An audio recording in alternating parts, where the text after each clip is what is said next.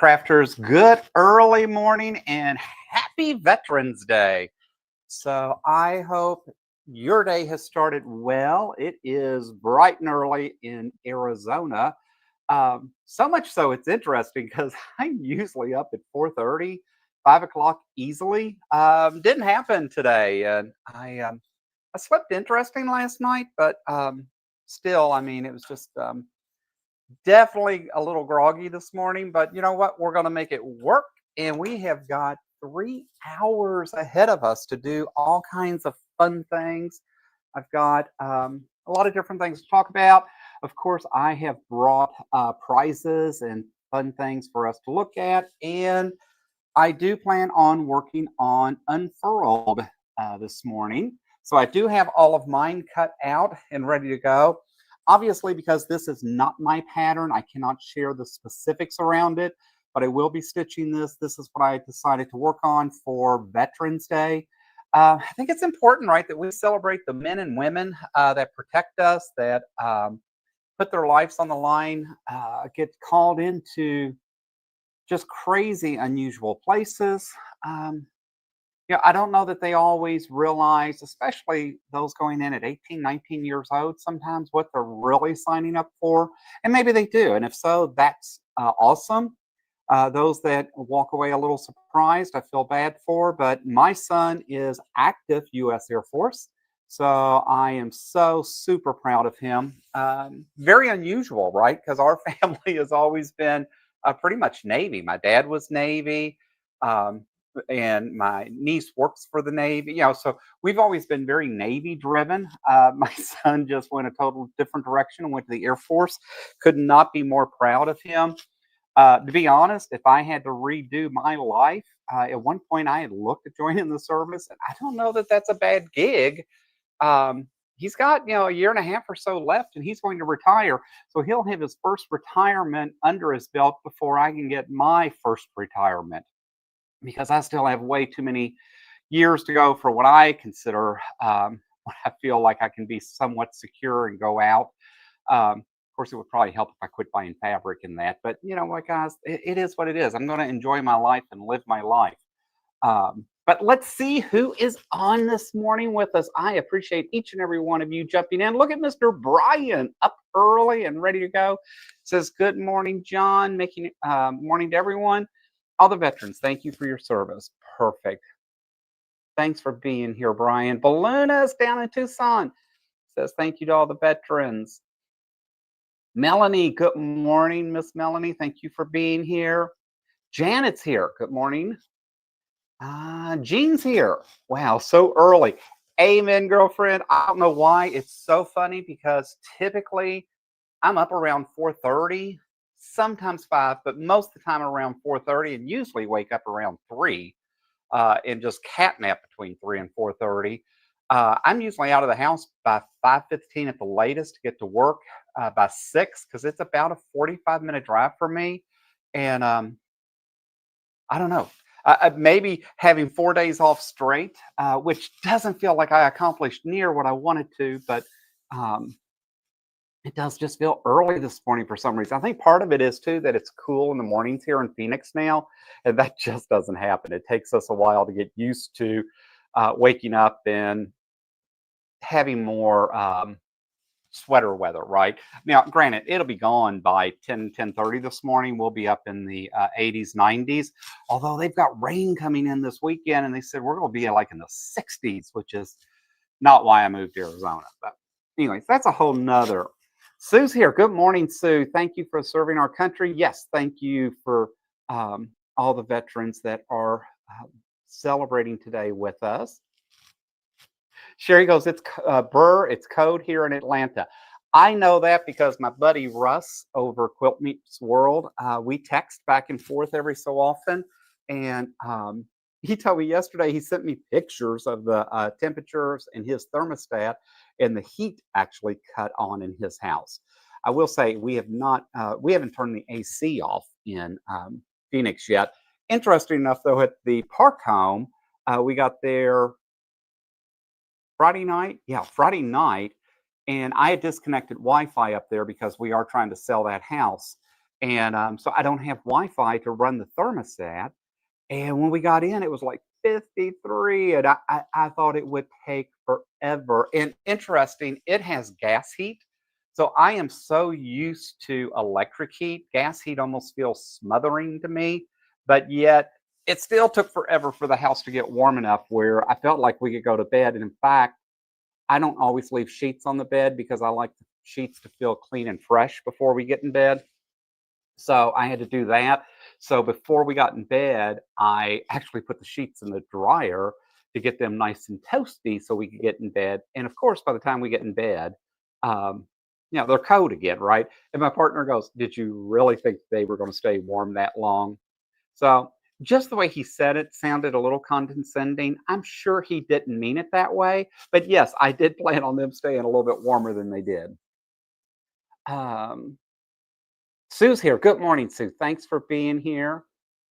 Melanie, thank you for your husband's service. He was a Navy man. He was a seaman.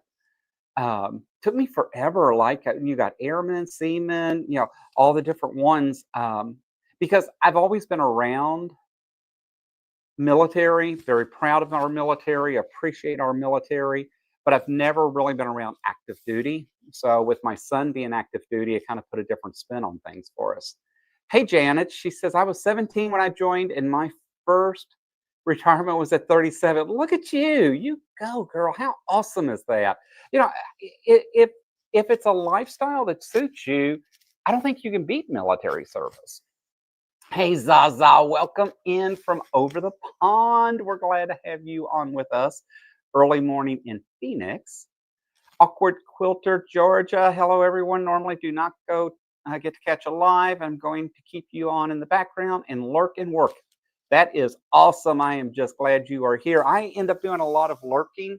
Now that we're getting into the new design studio, I still need to get the cameras, my new mic, a lot of that stuff set up. But crazy, I don't have, oh my gosh, my mind just went blank, guys. I'm telling you, it is early here this morning. Um, I still need to get a lot of things situated and going here. And so we'll figure it out eventually. But until then, um, we'll just keep things going. And see, I realized I brought a monitor, a small monitor, my iPad in so I could read here so I didn't have to read over here. And yet here I'm still trying to reach. I still need to get the table for my camera and that set up. I still need to get the secondary here. I want to get a secondary camera here. They're all sitting on the shelf. We just haven't got them hooked up. And then I'm used to having like a 40-inch TV that I can look up on and see what you all are seeing, which really drives me nuts, right? Because there's like a 30-second delay. So when I say something here, it's actually 30 seconds before you all see it. It's so sometimes I look over and I'm like, oh, that's right. I just now said that on air. So it's just kind of crazy. I know I'm rattling this morning, guys. I really don't mean to be. But if y'all have been around a while, you know that's just who I am, right? Let me see if I've caught up. Hey, Tasha, welcome in. Thanks for being here. Stitcher here. She says 32 degrees. When I woke up, 37 now in central New Jersey. Windy also too soon. I agree with you. I absolutely agree with you. But Tasha says it's freezing in New York and snowing. Blah. Yeah, no, I am not a fan of snow. We talked about that on my live Sunday. I am not a fan of snow. I remember as a kid, right when I was 8, 9, 10 years old, the neighborhood kids would come over and ring the doorbell and say, "Do you come out and play in the snow?" And I'm like, do I look like have stupid on my forehead or something? No. And growing up, my kids always wanted daddy to go out and play in the snow. And I'm like, what part of daddy just doesn't like snow or any of that? I did go out occasionally with my kids, but my kids will tell you it was few and far between. I'm just not a fan. I just can't do it. Hey, Joydy, welcome in. Thanks for being here this morning. Joydy, I did not get your email. If you will send that again this morning, I will get that out this week to you. I so apologize. And if you've resent it, I'll go back and look at my spam folder in that. I don't know what's going on because I got everyone else's, so I'm not sure what might be happening. But down at the bottom of the screen, too, is my email because you all will need that today when we get into prizes. Um,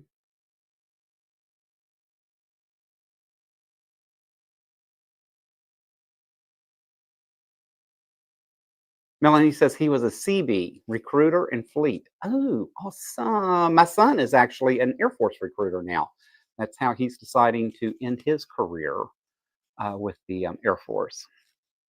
Noreen's here. Welcome in, Noreen. Thanks for jumping on with us this morning.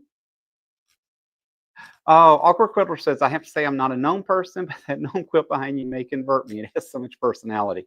Thank you. So if you weren't here when I talked about the gnome quilt on my live, that is the quilt that started all the madness. It is not my quilt. I did not make that quilt. I did not design that quilt. But I fell in love with that quilt. A lady over in Sun City made that quilt. She was crazy enough to think someone would pay $350 for that quilt, which I just thought at the time was astronomical.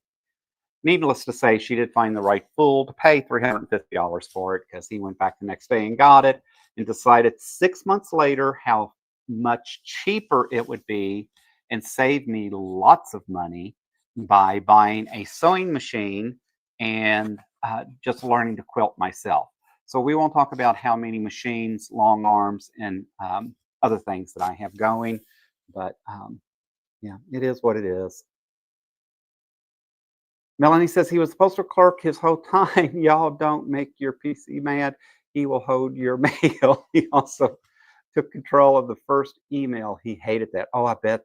I bet that was certainly an interesting life, right? Sherry says her brother's retired Marine and nephew is retired Navy. Thank them for their service. Wet and cold in Scotland. I can only imagine. I so badly want to go to Scotland, Ireland, all of that area. I would like to go to like Great Britain and see, England, obviously, because I'd love to go see the Windsor or Buckingham Palace and some of those things, like the real landmarks. But I would really like just to have a week or two just to play around Scotland, Ireland, all that Surfside, all those roaming pastures. I will say, of course, I'm a huge Hallmark fan, right? And they've got a couple of really cool Hallmark movies I happened to watch yesterday on my vacation day because I couldn't find anything on YouTube yesterday. YouTube kept acting crazy for me, so I ended up watching a couple of movies. So, anyways, that said, we went through. I found last year. I think it was last year or 2 years ago.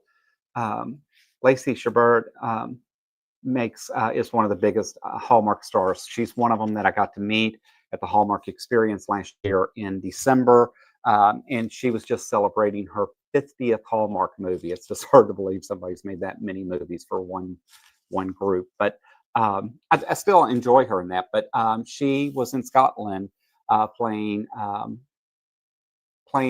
She ended up being a duchess, but she didn't know she was a duchess, and blah blah blah. But just the countryside, the castle, the where they have, it's just such a beautiful area. So just so much over there that would be so much fun to go see. So we'll see one day.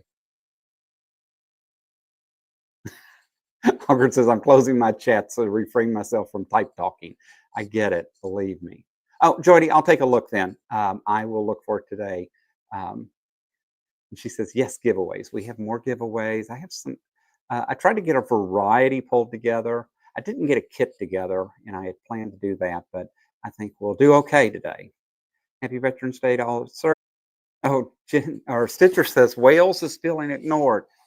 Don't feel ignored. My goal would be if I ever got to go is to spend like 3 weeks or so and just roam all of that area. There's just so much over there, right? And being naive from the U.S., I don't even know what's there to see. I would definitely want to tour castles and be part of that. And the problem is I've become a pothead, right? So I definitely want to see some of the Harry Potter stuff in that. So I don't know. We'll see. I don't know if I'll ever get to go or not because I will be honest, just flying from Arizona back to South Carolina, Virginia to be with my grandkids is about all I can take anymore. I am just not an airplane person. I used to fly literally every week for work.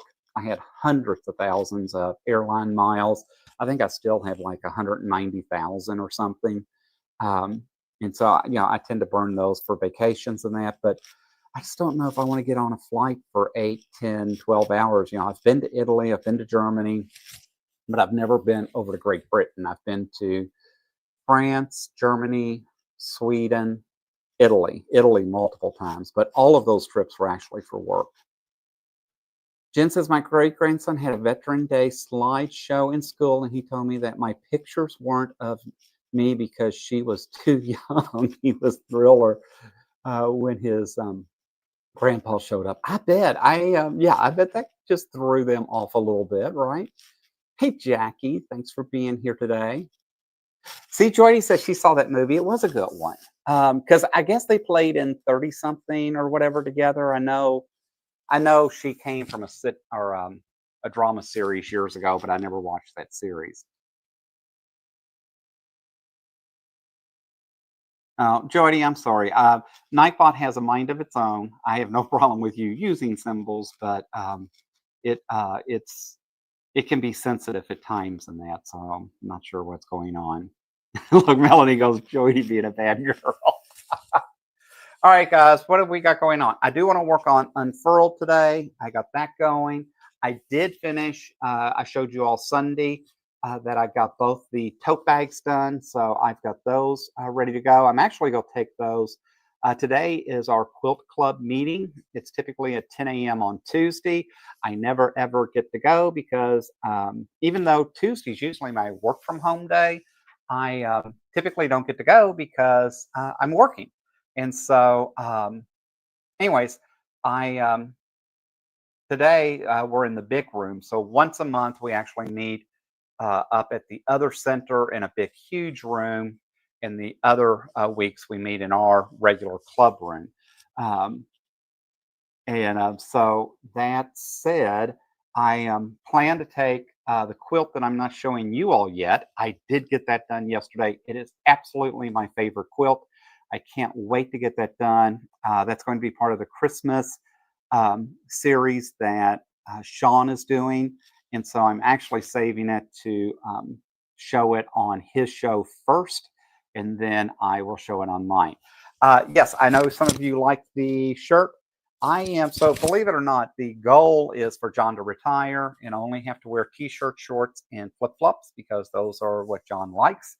But I knew I wanted to be somewhat patriotic this morning. I'm not sure whereabouts in the closet my t-shirts are. I know I have some patriotic t-shirts, but I thought, you know what? I love patriotic flamingos. They get caught up in the spirit too. And this is one of those hard daddy shirts. So they're more like bowling shirts, but they're really actually pretty thin. But I saw that hanging there this morning, and I thought, you know what? I just need to grab that. Um, oh, look at Brian. He goes, I'm doing this for Joy this morning. I love that. All right. Let's see what else is going on. Jody opened a can of whoop. All right. So what else is going on? So I did get the bags done. I did get the other. Oh, I got the wreath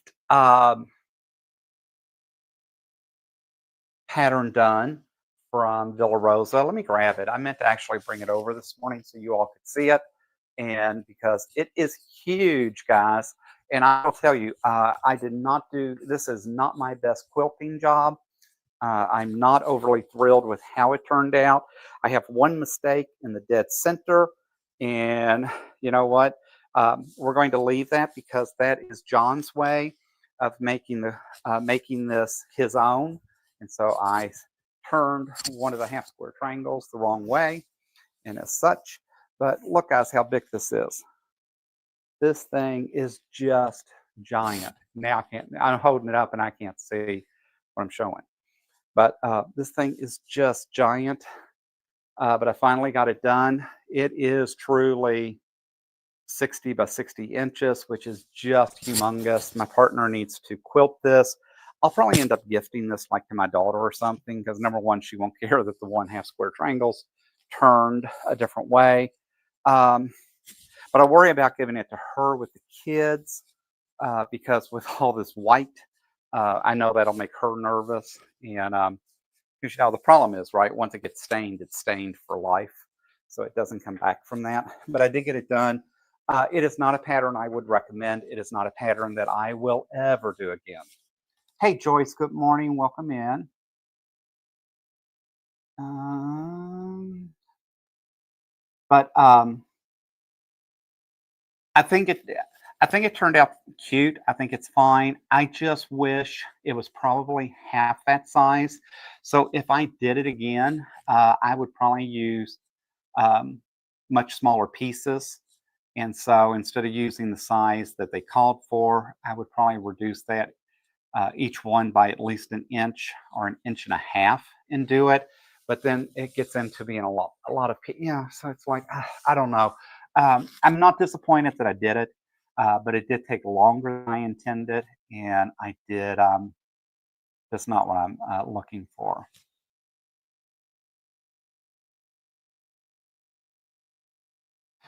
Zaza says, I'd hate to see you make a king quilt if you think 60 inches. I think in my mind, the problem is, Zaza, I thought it was going to be more like a 45-inch or 40-inch wall hanging. So I anticipated it being this small wall hanging because when you look at the card, the card's very deceptive, right? So I was trying to see if I had the card laying in here, but I don't think I do. Um, so I didn't anticipate it being such a big piece, right? So that's what really threw me off. All right, so I think John's getting ready to stitch, but it's almost 7:20, almost 7:30. So maybe we should wait just a second. I'll rattle on for a few more minutes. I got my coffee. Yes, I have Tervis cups is all we use. I have Tervis cups for every season, and I'm trying to stay more fall, even though I've got Christmas up, patriotic on, and fall, right? But I did just get out and wash all the um, Christmas Tervis. So I have those ready to go because these are what I take to work every day and take my coffee in. So, oh, hey, Danielle. Thanks for being here this morning. Thank you. I had to do something patriotic this morning, and this happened to be the easiest shirt for me to get to this morning. Hey, Mona, good morning. Thanks for being on with me. So, I know a lot of you have shows or other things that you may do on regular. I don't try to take away from those other shows and that. If there's other shows that you're used to, you can always watch this or part of this as a replay in that. I only go live during the day, only on holidays. So, it's not that I'm trying to jump in or take it away from someone else. Um, just like to give my little public service announcement there. All right. Oh, it was actually pretty good. All right. So what else? I do want to start on Unfurled this morning. Um, so I did get all of those out.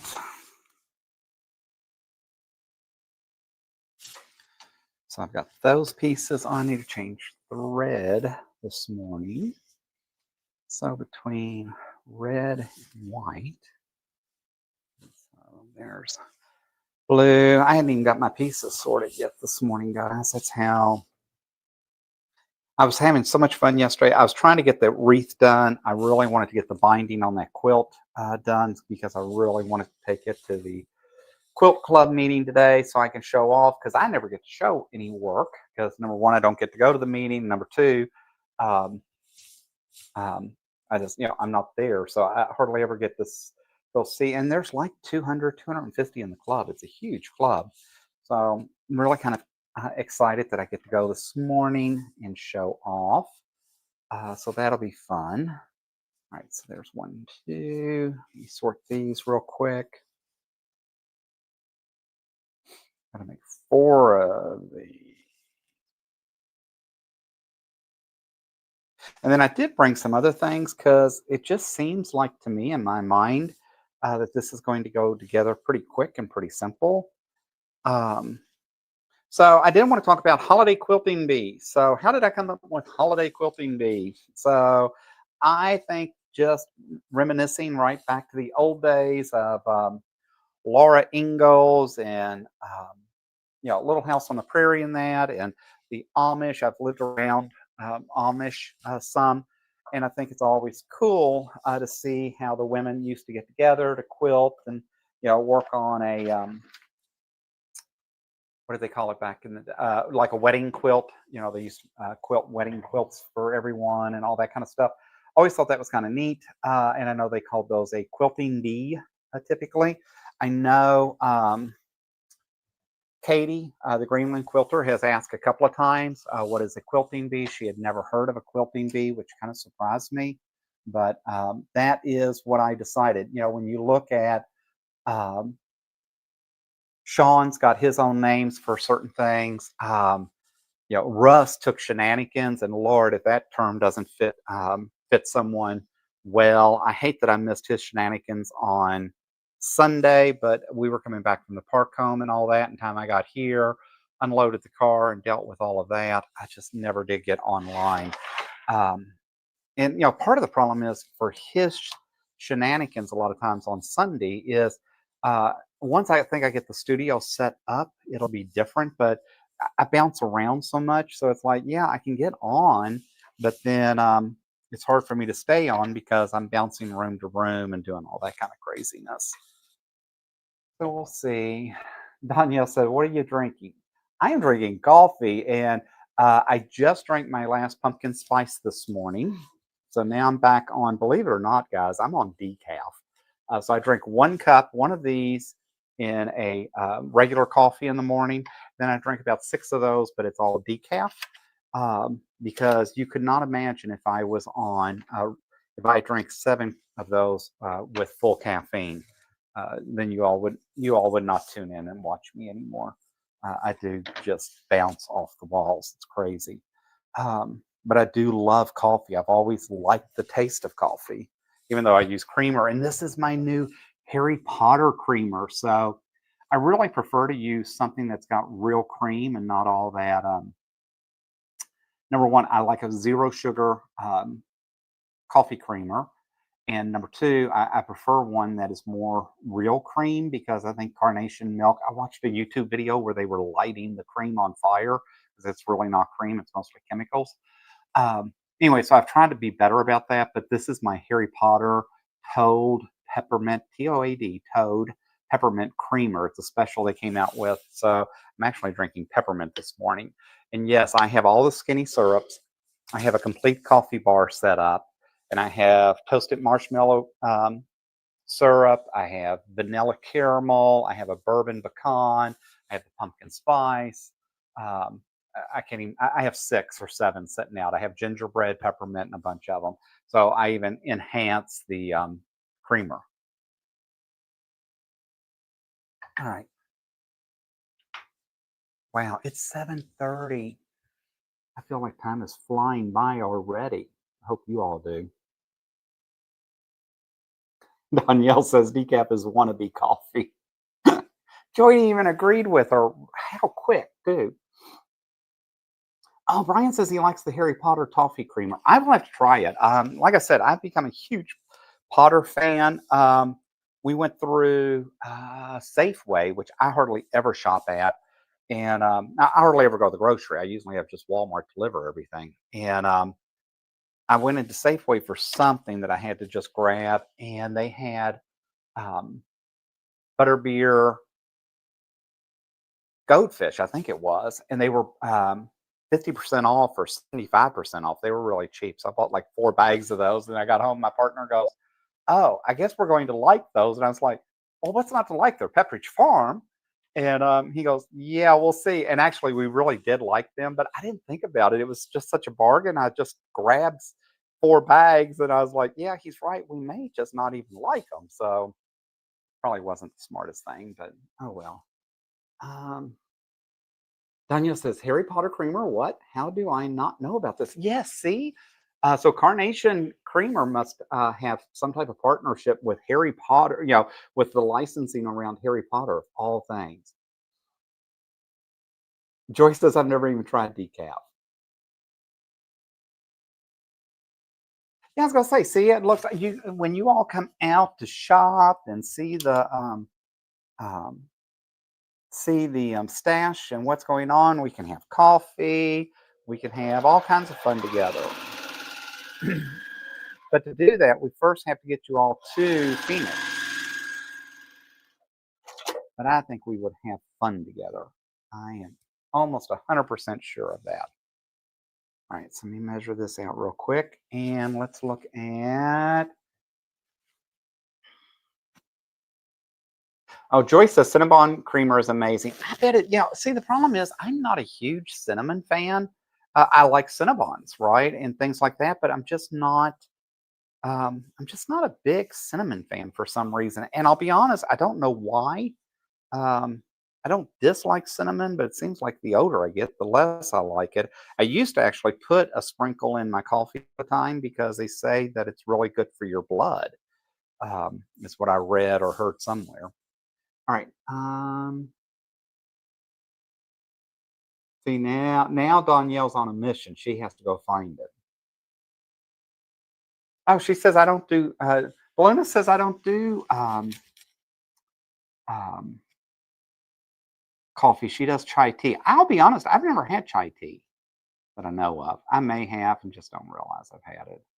But we'll see. All right, I'm trying to get the first giveaway set up. All right, and then on top of everything else, apparently dropped my mouse the other day, and so now I have to order a new mouse, and I keep forgetting to order a mouse. All right, let me grab the first giveaway. I thought we would start because it is Veterans Day, because this is about honoring our veterans. I thought we would start with something you all have seen before, but hopefully you all like this and think it's a nice gift, is the 12 Quilts of Valor by Villa Rosa Designs. So I am giving one of those away. So it's 12 patterns in there. So you get 12 different, what is classified from Villa Rosa as their Quilts of Valor. And it does have the celebration, grand prize, Farmhouse Blues, which we have already done together. Gallant is in there. Stars and Stripes, I did. I did really like it. I did not like my fabric choices, but I would definitely do that one again. And they also have one called Star Rail. And so that is one that I hope to do as well. So if you enter in the chat, exclamation point QOV, Quilt of Valor, QOV, we will do our first giveaway of the 2025 Veterans Day Holiday Quilting Bee. How do you like that for a sale? So QOV, exclamation point QOV, will get you entered. I just felt like I needed to do something patriotic to kind of kick off. I do have different themes going on. I actually have some Christmas stuff that we'll do today. Then I have something more spring and summer. So I really did kind of put together a hodgepodge of stuff. And if you are outside the US and win today, just because shipping's gotten so crazy in that, I will email you a $10 Amazon gift card. So because some of the stuff I don't want to deal with, it's easy when we're doing just one pattern and things like that, that I can ship that over. But some of the other stuff, when I get into boxes and that, I'm just not so good with international shipping and that, so I don't want to deal with it. So if you're outside the US, I still absolutely want you to participate and win. And if so, we'll just do an Amazon gift card in its place. We'll see how that works. All right, so let me get my first one done.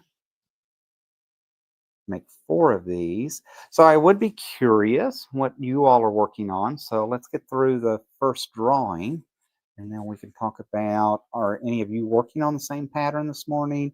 Are you working on other things? And I just realized Danielle's here this morning because I know she works from home, because Danielle is working, I think, this morning. So we appreciate that Danielle has us on, right? Luna says she already has that set, so one more chance for the rest of you to win. See? I knew I'd given several of those away, but I think it's such a great bargain to get that set and that. So, and so I did grab one of those this morning because I just wanted to start off with Veterans Day. Joy says, I'm pretty sure I have that pattern too. Oh, look at Janet. She's working on Gabriella right now. What did I just do with the set? Really, guys? I lost it that much already. Oh, I put it back to where it was. I wanted to see if I could see the Gabriella. No, it's not on here. Okay. Oh, and Celebration's on here. I think it's a really cool pattern too. So, like I said, you all know I'm a Villa Rosa fan, so you know I'm gonna say that. You know, Danielle says yes, I'm working. Oh, and I'm being sneaky. I get it. When I'm home, that's one of the things. I actually think I'm more productive when I'm home because I do a lot of multitasking, and my mind likes to fire on a lot of different things, and so it just makes a difference. All right, let's go in and let's see who wins the first giveaway this morning. Let's have Mr. Nightbot choose a winner, please. Noreen is our first winner this morning. Congrats, Noreen. If you will send me a email at John, John, at guyscraft2.com. I will get those in the mail this week. Obviously, Veterans Day, government is shut down, so they will not. So packages won't go out today. I doubt that I'll get them ready today. I really hope to get them ready before the weekend, but it just depends on how the day goes. I'll be here till 10. I've got the quilt club meeting, some other things in that, and nothing's boxed and ready to go. So, but I will get it out. So, congrats, Miss Noreen. Hey, Russ, welcome in. I think Russ is working too. Russ says, what am I working on? Excel stuff. Stupid work not giving me today off. I agree. Yeah, my partner was not happy. So, of course, I was off Friday, Saturday, or Saturday, Sunday.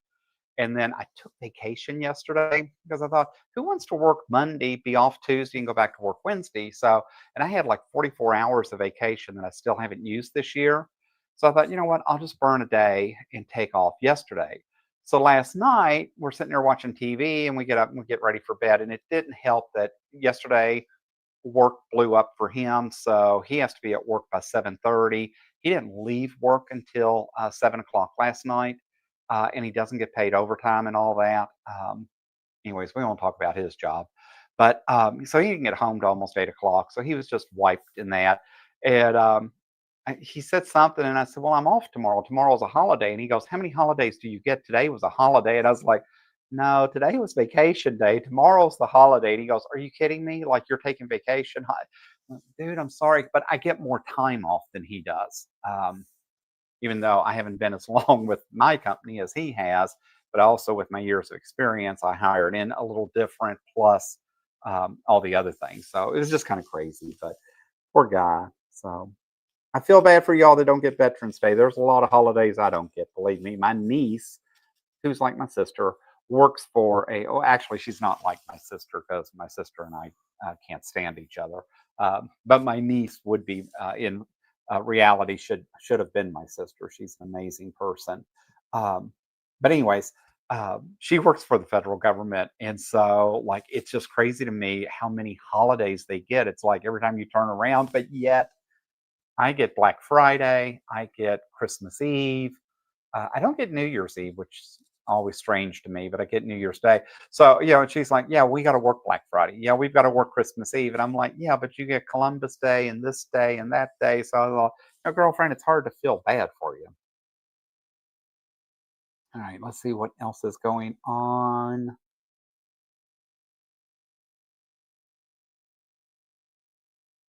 Oh, Judy says, I was at the Veterans Cemetery yesterday in California, inside a chapel. They had several quilts of valor hanging around the building for decoration. I think that's so awesome. Our club does, we don't call it quilts of valor. We call it something. I now can't think of what they call it. And Mama Jan was up half the night, so she slept in a little bit this morning. But we do honor our veterans. We do make quilts. We do not make quilts of valor because I didn't realize that. So the patterns that we just gave away meet the QOV standard. So there's a size standard and blah blah blah in order to qualify and be called a quilt of valor. So we don't call ours Quilts of Valor just for that reason. But I think it's cool. I think it's awesome that quilters and that we have found a way to be able to give back to our veterans. Stitcher is cross stitching a Christmas design on a baby bib. How awesome is that? We used to do tons of baby bibs back in the day when we had our embroidery business, and I used to do a lot of craft shows. And I mean, we couldn't make and take enough bibs. I was surprised how fast people grabbed bibs and walked away with those. Joyce says she's trying to get her winter top finished.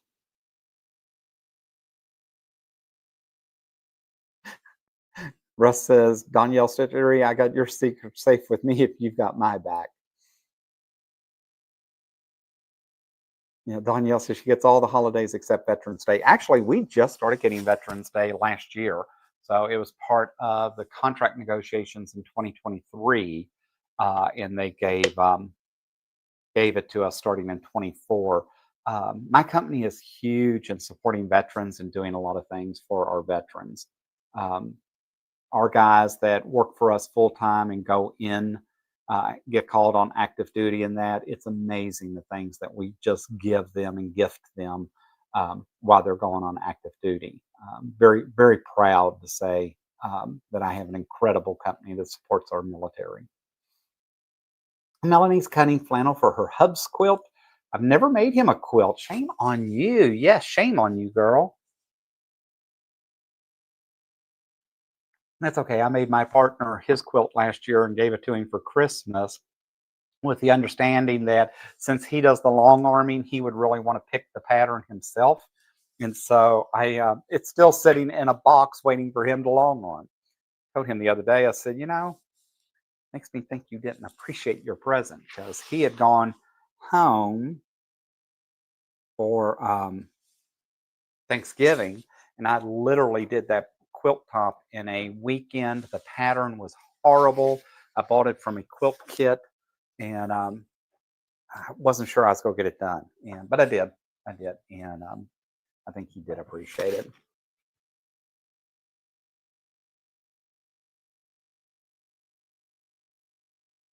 Oh, Jody wants to be bribed. Look at her. And Russ, I'll just tell you, she likes Tula. So,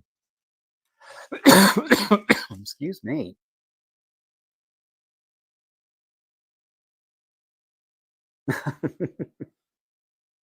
Hey, Alex, welcome in. Thanks for being with us this morning. Happy Veterans Day.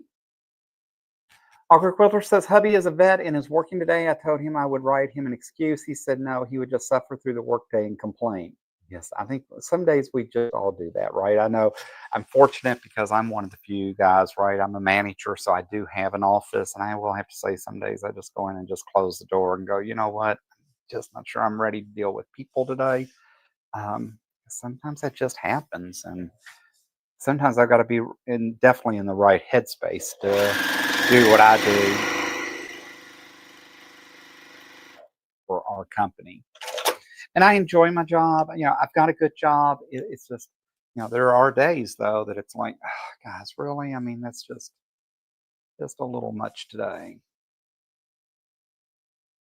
Brian says government has 11 holidays. It sure feels like a lot more holidays than that. But most of them are underpaid to begin with, so it's not like they're overly compensated. So I don't argue about what anybody gets. I think we all deserve what we're able to negotiate and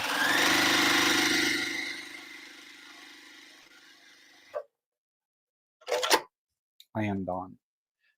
I will tell you, I'm still trying to get used to this setup. I think I moved this pedal 20 times. I wonder about you all. Do you all do the same thing? Russ says they stopped giving us half day or full day on Christmas Eve. That's annoying. Yeah, I agree. I mean, it's just, by then everybody's done. Everybody wants to be off. Um, so I get that, there's certain jobs that just require, I mean, I work for, a company that we've got guys, 24/7, but they're still By then, everyone's ready to be done and just get through the holidays and then move forward.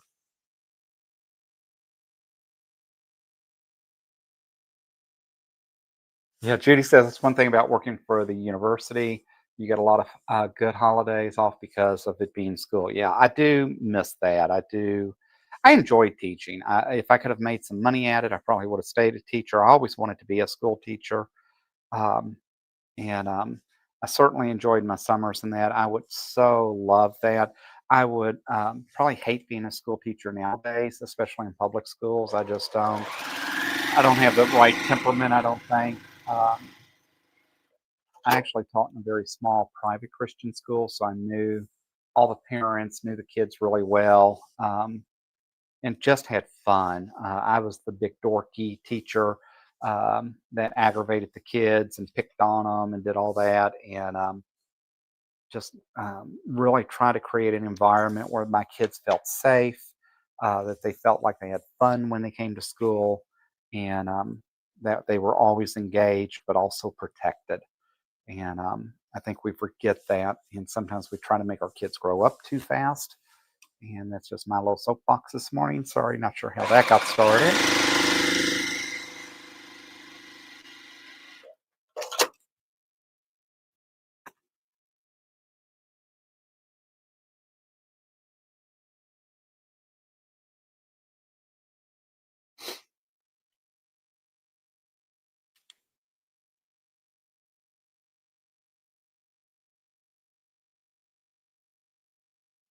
Look at Brian. Brian says, as of October 1st, I get 365 days off each year. Dude, and I bet you earned every one of those. Unfortunately, I made some poor life choices. So I've got about another 7, 8 years to go. And I cannot wait. Um, But we'll see. That's why I have drawers full of Tula Pink because I know when I retire, I probably won't have as much budget. And so I'm investing in in having stuff ready and available for when I retire.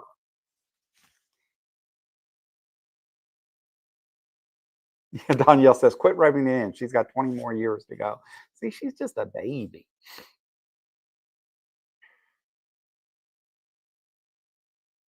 Hey, Joyce, welcome in. I don't think I've seen your name yet this morning. And if I did, you got a second welcome. And if I didn't, you got your first one. Sorry about that. Danya says, if it's on the calendar and the banks aren't open, we all should be off. Jody goes, you just got to pay your dues, but 20 years, yuck. Oh, look at Judy. I retired 14 years ago on October 4th, 2011, but I've never gave up my business license. I've been a sub for the college for the last 20 years. Yeah, see, I would like to find a gig where, and I may end up like substitute teaching or some things like that. I would like to have something where I can still feel engaged, but at the same time say, nah, don't want to do that. No, today doesn't work.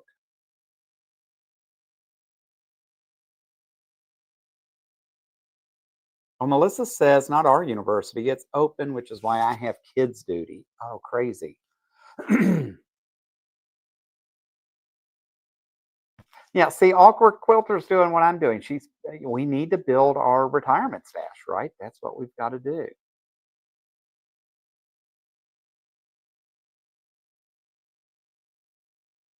Brian said he did spend some. So Brian did buy a nice sewing machine, I remember, right before he retired. I still think here's something else on his list he wants to get.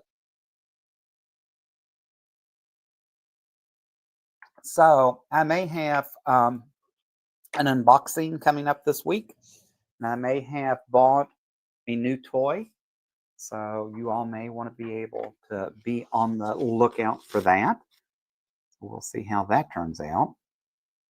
Okay, so this between two red and make four.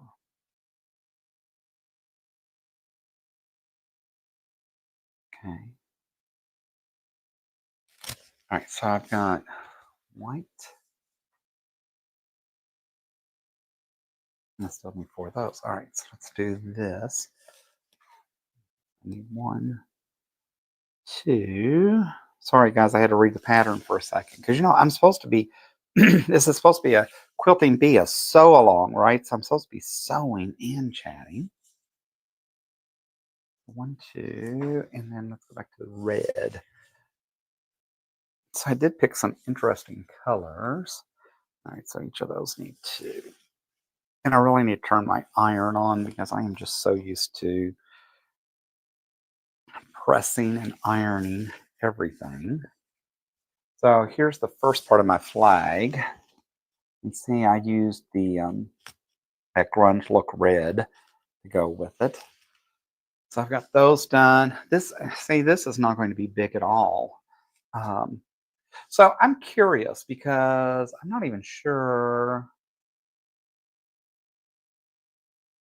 Yeah, so this design, the way this is laid out and put together, is meant to be um, like what I would call that 10-minute, 15-minute table runner kit that they sell, and it's meant to have um,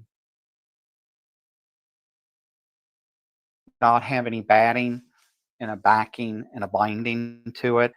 I just don't like that. I've bought a few of those kits before I really kind of realized what it was, and now that I've gotten into all the sewing and that, I'm like, I don't like my table runners not to have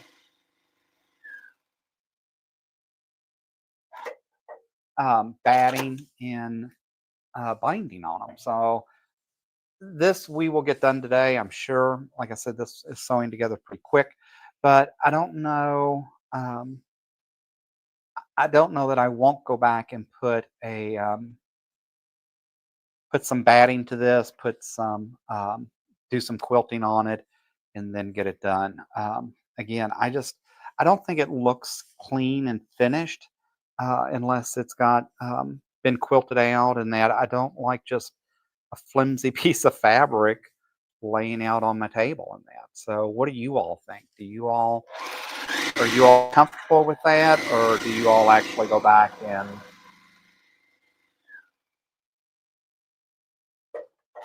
finish out your table runners like I will? And I guess there's nothing wrong either way, right? I mean, it's what we like, it's what we decide. It's mine, so I can do whatever I want with it. But I do just enjoy having um, that quilted. And I don't know if that's because I tend to use them. Maybe I think I'm going to use it more like a hot pad. I don't think that's the case because I'm not putting the microwave, the heat resist. I'm not doing any of that. I'm just simply putting um, regular cotton batting in there. And so it's not meant to go in the microwave, nothing like that. I don't know. I just like the look and feel better when it's got that quilting in it. And doesn't even have to be real thick batting. I tend to just use scraps, right? Whatever's left over from my long arming.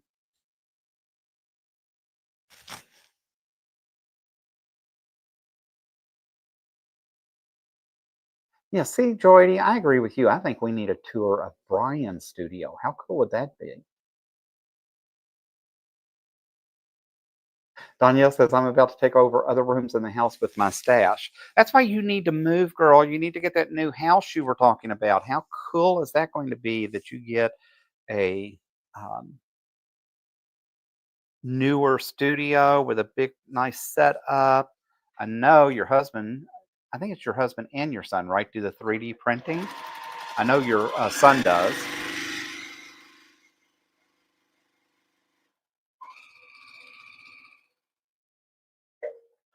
We all need room for our toys and hobby. That is an absolute given.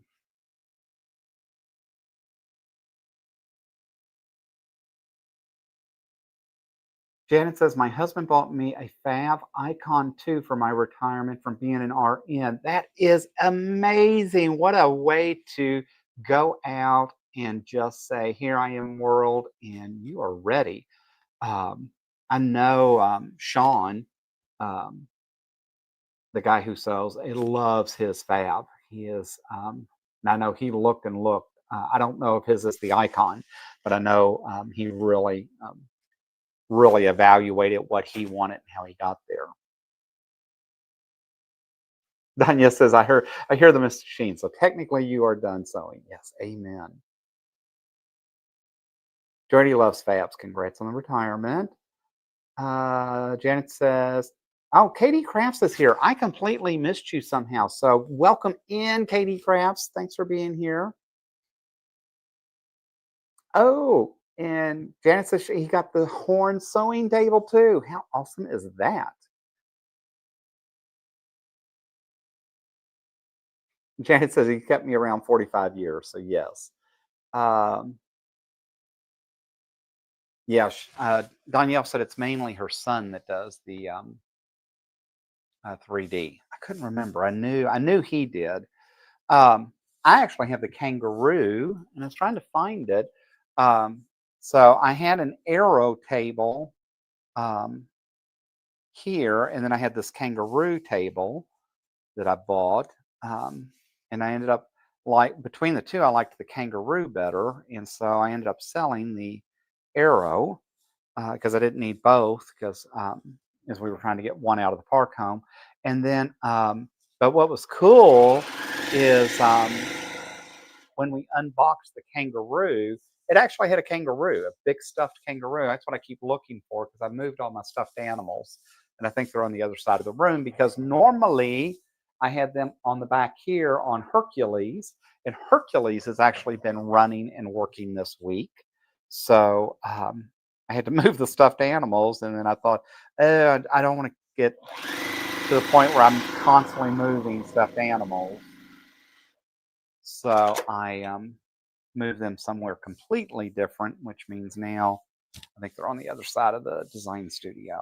All right, guys, we are coming up on the top of the hour. Let me set up our next giveaway. Close that. Go back.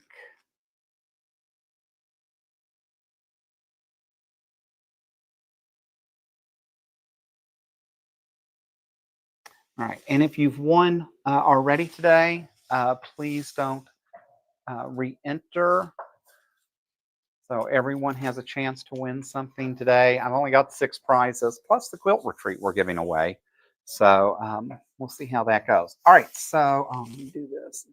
All right, so fat quarters. So I did find some holiday fat quarters. So there is a collection of 5. And so this one has Over the River and Through the Woods, which is really cute to me. So that is one, and it's got the red truck, right? Everybody's got to have the red truck. Then with that came the Christmas lights. This actually did come as a small kit. Holly, and the berries, Christmas tree, and the plaid work. So I do think it is really a cute fat quarter bundle. So you'll get 5 fat quarters, all Christmas themed and ready for the holiday. So if you will enter exclamation point FAT, F-A-T, we will have our second giveaway at the top of the hour. Look, perfect, 8 a.m. How cool is that? So I am on top of it today, guys. Because I will tell you, when I first got up out of bed this morning and had to hurry and take a shower and get ready, I was like, man, I don't know if John's going to make it today or not. But I will say it does feel a little funny to have patriotic flamingos on for and giving Christmas away. And of course, we're talking about Thanksgiving coming up, right?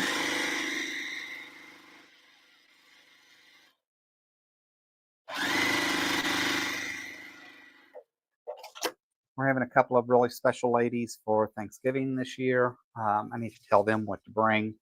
Um, but excited for that. I like to have friends and family with me for the holidays. And since I have no family out here other than my partner, um, we gravitate to our friends, right? And so Mama Jan will be here and we will have a good time. But interesting enough, there's only going to be 6 or 8 of us for Thanksgiving.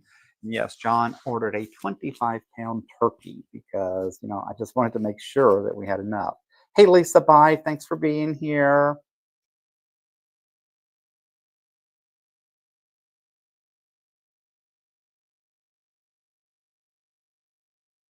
Yes, and the next holiday giveaway will be, or holiday giveaway, Holiday Quilting Bee will be Thanksgiving. All right, so let's choose a winner.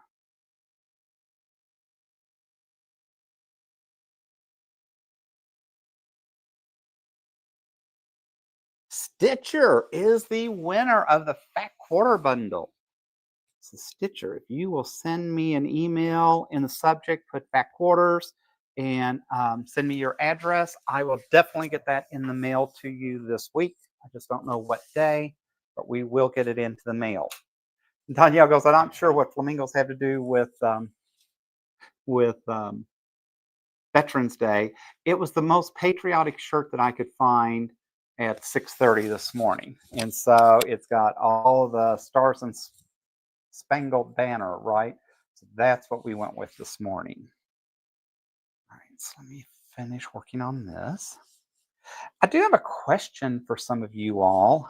So yesterday, the quilt that I can't wait to show you all, um, I was trying to decide on what I wanted to do as far as binding. I have always done, and I will say, um, I um, I have now been following Chris with Rose City Originals. I love watching some of his stuff. I love the way that he does binding with the AccuQuilt, and so I have followed his method on the AccuQuilt in the way I cut my binding and do all that, and it works for me. It is. I still struggle with binding. I think it's one of the most difficult things that we do. I know others. I've got a friend that goes, I just need to sit down and teach you because, like, if you would learn to do it my way, it doesn't take 5 minutes. People compliment my binding, blah, blah, blah. And I'm like, I just don't believe that, but okay. Because I just think I don't know why. And I think part of it could be mental now, right? That I've just gotten that way. But my question is, what size binding do you all use? So I have typically used 2.5-inch binding. I have pretty much stuck with the 2.5-inch binding. The quilt that I was working on yesterday is a smaller quilt, and so I would consider it more of a lap quilt versus a. I know it's not even a twin, so it is probably more of a lap quilt size. And I just felt like 2.5-inch binding was going to be um, too big on it. Yes, there's no such thing, but I ended up doing 2.5 inch, but I really struggled in my mind if I shouldn't have done 2.25 inch. I'm happy with the way it turned out. I can't wait for you all to see it. But again, just curious, what size do you all do? It seems like when I go out on YouTube and look at how others are doing it, almost everybody uses 2.5 inch. I have, of course, both dies, so I can cut 2.5 or 2.25. But I was just curious.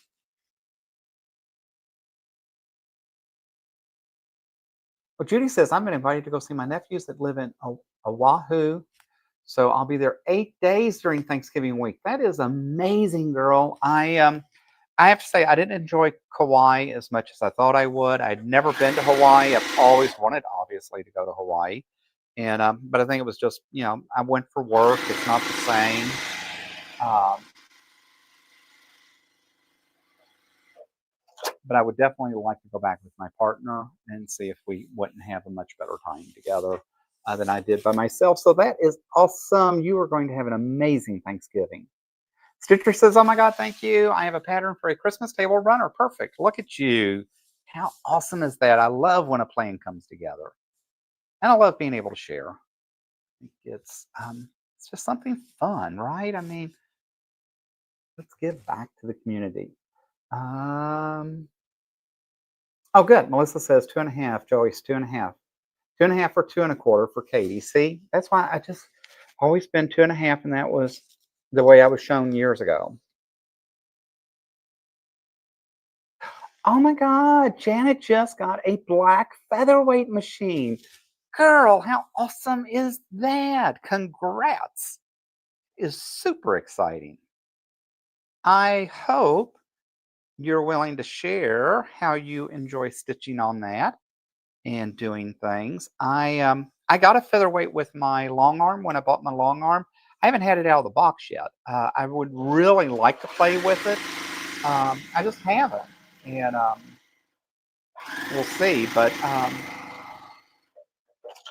we'll be very curious to see that. If you're on the Facebook page, I'd love for you to post a picture on the Facebook page to share with us. If you're not on Facebook and don't want to share, that's fine. You can also post it on the YouTube does have a posting feature. I try to post in both. I'm not, by the time I do the YouTube videos and that, it gets to be a lot. So I don't always, I don't have the most active Facebook page. And it's just because it's just hard to keep up with all the social media, right? And I'll be honest, I'm not a huge Facebooker.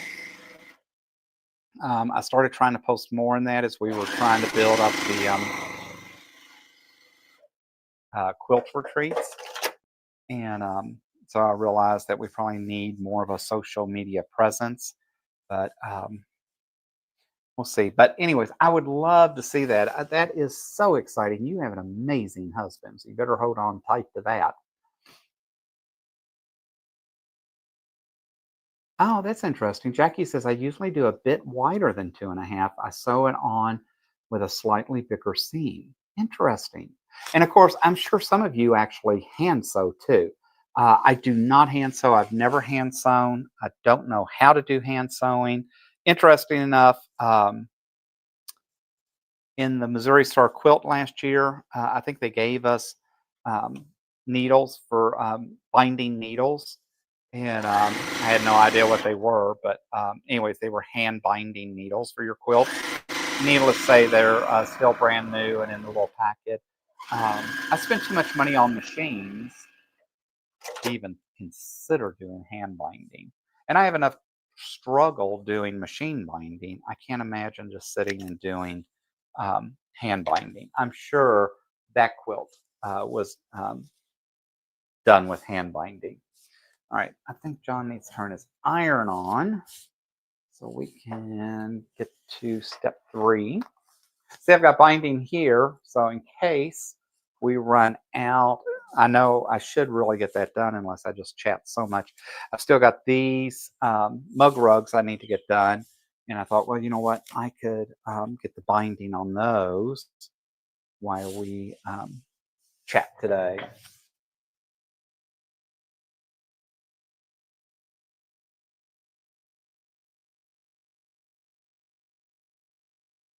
Well, Katie Craft says she loves her featherweight. Yeah, everybody that I know that's got one loves their featherweight. I just really need to get mine out, get it serviced. There's a husband in the quilt club that actually services and works on them, and I'm told does a really nice job. I really need to get mine out because, like I said, I've had this machine now at least 2 years. It's been in the pack in the box ever since I got it, and I don't know how long the previous owner had it, and I don't know the last time she actually used it. So, because I have thought, I love my Jukis. I'm a Juki fanatic. I'm a Juki junkie affiliate, right? So I love my Jukis. I love everything about Juki. But at the end of the day, too, this is a heavy machine, even though it's just a straight stitch. But it's a very mechanical machine, which is what your featherweights are, right? And but this machine gets to be heavy to pack around. And I thought, well, I might enjoy going to Quilt Club more if I took something like my featherweight and just took a dedicated project just to work on that machine. So we'll see. Like I said, I need to get it serviced first before I can do anything else. I love Joyce. Joyce says, Janet, does your husband have an older brother? Oh, Baluna says she pieces primarily on her 1938 featherweight. I need to go look and see if I can figure out what year mine is. Oh, sorry, Joyce.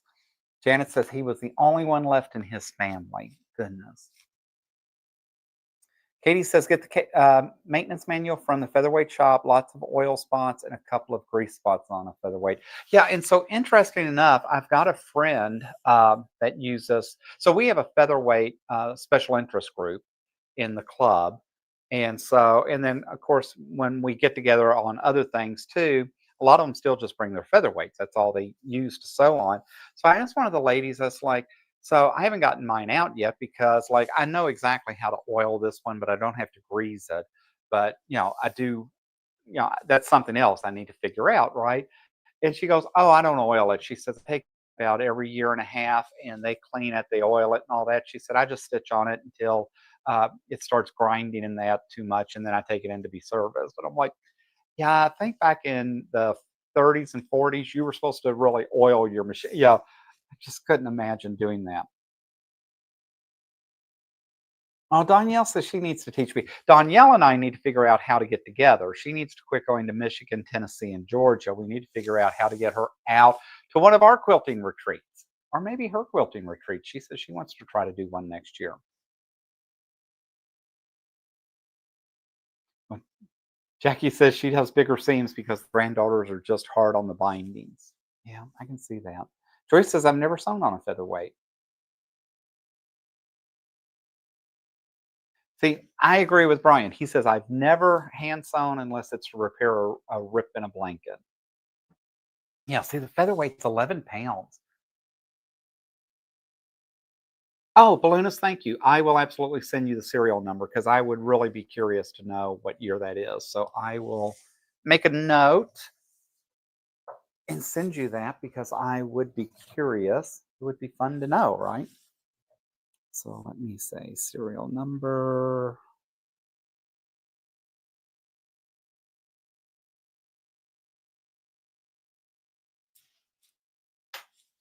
I have not. I talked about it on Sunday that I did the quilt show up in the Rim Country up in Payson. I really enjoyed that.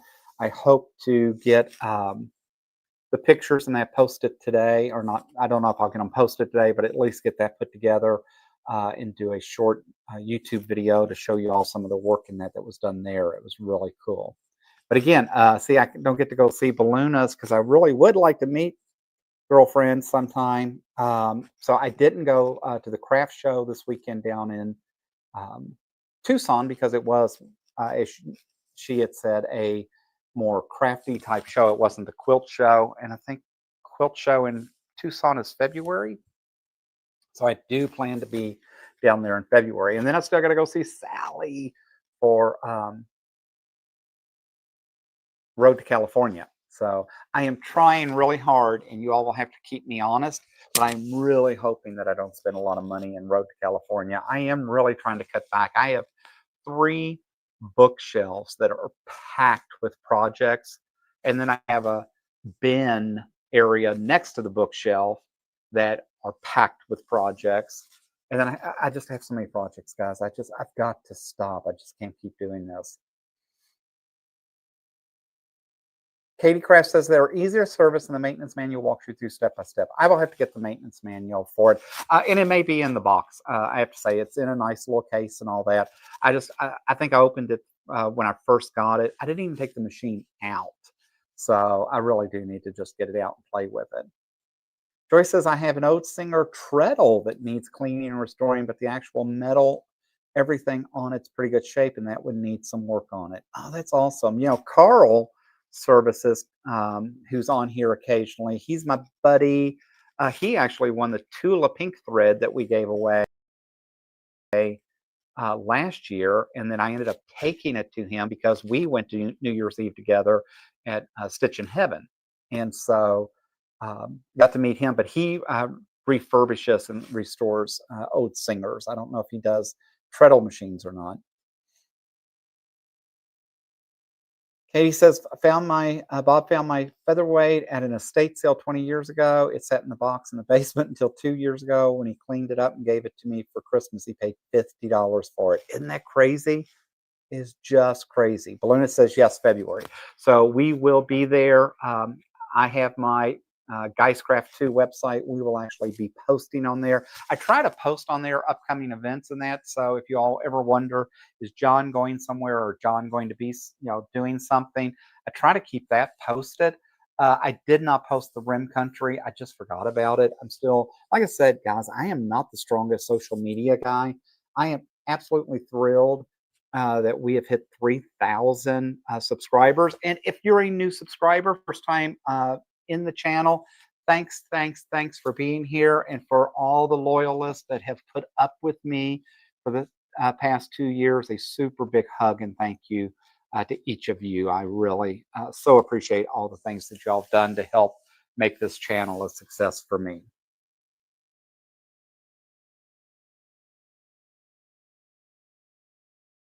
You if you could see, and I once I get my cameras and all that set up and we finish in here, I will do a walkthrough to show you the cutting table, the two embroidery stations, all the stash that still wouldn't fit in this room. And if you saw how much stash I have, I've got a heat press, I've got my AccuQuilt, I've got my Cricut, I've got 1, 2, 3 sewing machines set up, plus my 10 needle, plus my long arm. I think you all will be shocked and go, okay, this guy should never buy anything for the next 20 years. So we will see.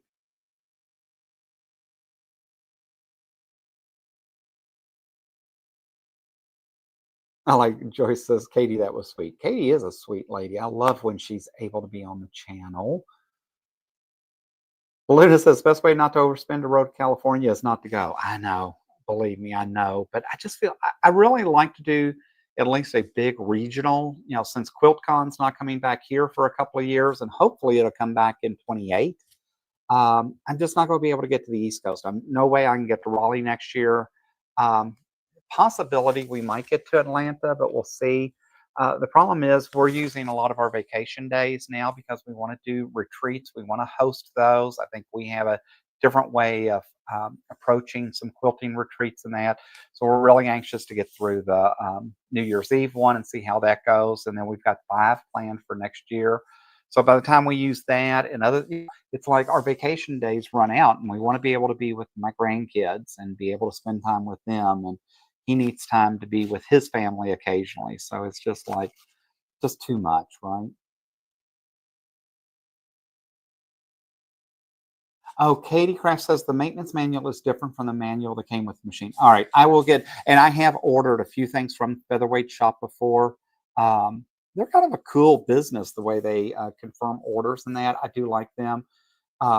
So I will definitely get on there and look, especially once Balloonist is able to tell me what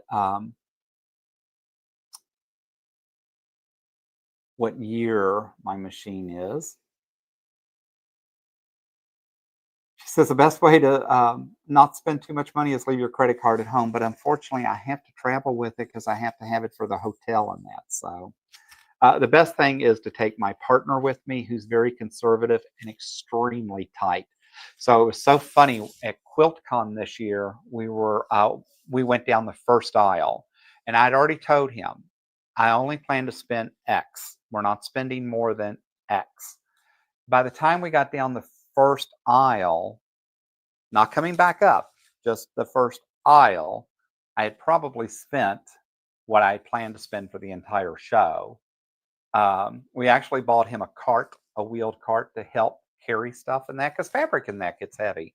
And anyways, he goes, I think we're done. And I'm like, no, there's like 8 more aisles to go up and down. And he goes, no, I mean, I think we've already spent our budget. And so, needless to say, I did way overspend at QuiltCon, but I knew it was kind of more of a once in a lifetime, show for us. And it was my first big show. And anyways, it was just crazy. But I was like, yeah, I need to listen to him more because he is very conservative. He does really help watch money. He does help keep me honest. And that's what makes us such great partners for one another. And but we'll see.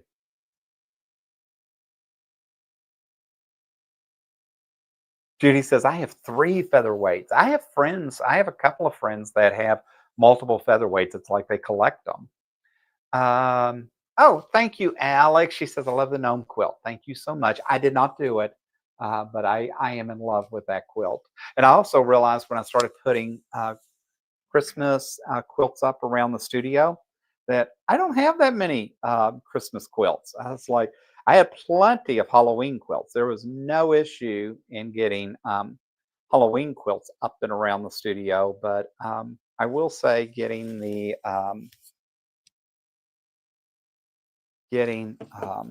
Christmas quilts up was a little bit more slim pickings. So what that told me is that John needs definitely to focus a little bit more on um, Christmas and a little less on Halloween. Probably not going to happen, but yeah, we'll try. But I definitely do need to do more Christmas quilts. I was a little surprised at myself that I had allowed that to happen, but we'll see. All right. So this is starting to come together pretty cute.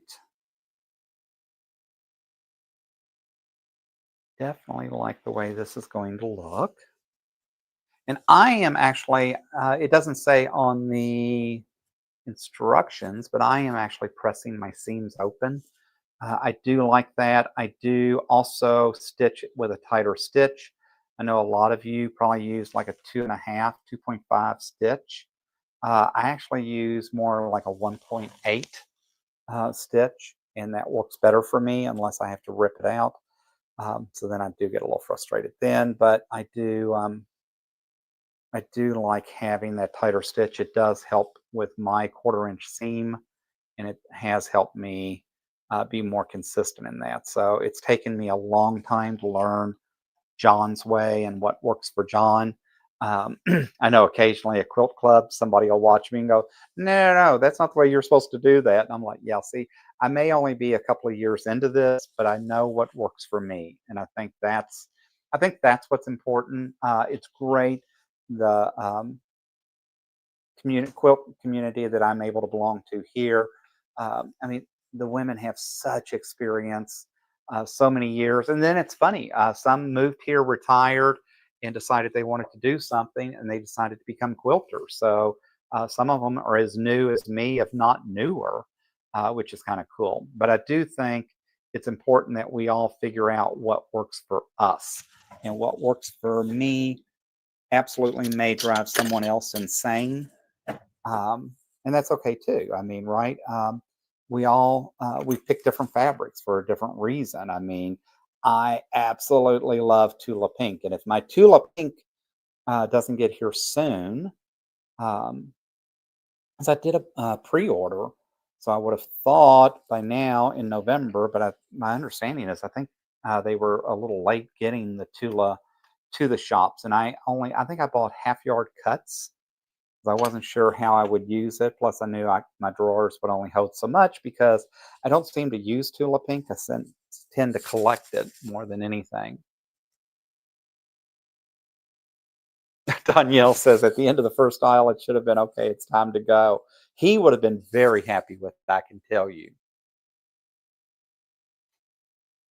Joyce says if your gnome quilt comes up missing, we know where to look. Yes, we know Danielle and her gnomes. So I just downloaded another English a paper piecing project for gnomes that I found on Etsy the other day, and I was like, okay, really, you got to quit buying these. And they were for the Christmas, and yet I've only done the one paper piecing project, and and I still want to do Cole's Christmas tree, which I have yet to get started on.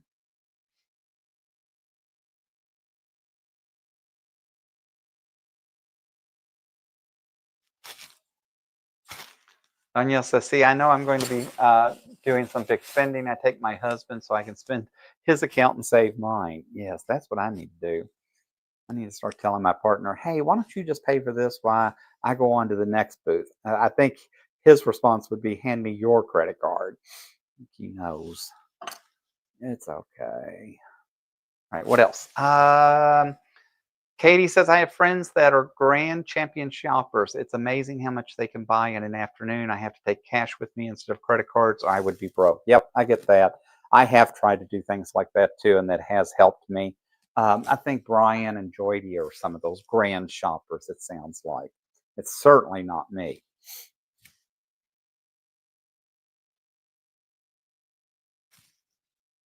Brian says, "Don't go shopping with me. I'm a bad, bad, bad influence. I will find 6 ways to just buying." Yeah, see, that's what I can tell you. I could never. I so badly want to meet Russ in person because we've become pretty good friends over the last couple of years, and but I've actually never got to meet Russ.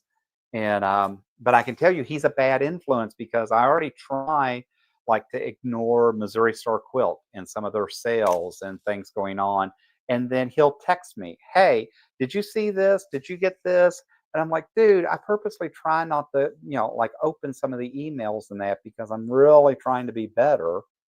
And then he sends them to me to make sure that I didn't miss them. And I'm like, I didn't miss, I missed them on purpose. Dude, stop. So, but it's okay. He's my friend, and we have a lot of similar interest. And he is a good guy, but it's like he is definitely an influencer. Because I love some of the stuff that he gets from Fort Worth Fabrics. I think they do a nice job. But see, I never got into their boxes and none of that craziness. So that has helped me. So bad enough, my Christmas boxes this year. I already have Jenny's Christmas box. It arrived about 10 days ago. So it is sitting on the shelf. And one of my friends was here yesterday and she goes, "Oh, so have you opened it and looked at it?" And I'm like, "Well, no, it's not December 1st yet." And they were just amazed that I just had not opened that or played with it. And I'm like, "Well, no, that's the whole point." But anyway, so I've got Jenny's um, countdown to Christmas that I'll be doing unboxings with a lot of other YouTube creators. But feel free to one, watch me, watch others, watch as many as you want. I enjoy giving my opinion, right? Because I'm not even an affiliate.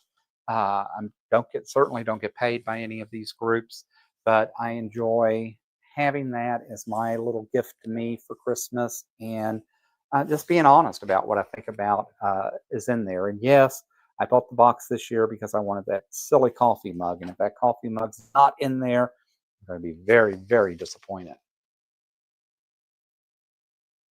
Danielle said, "Cool, Brian. We could definitely do some damage in a quilt shop."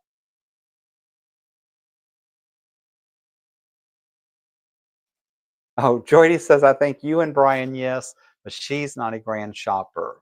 I bet she's incorrigible, though.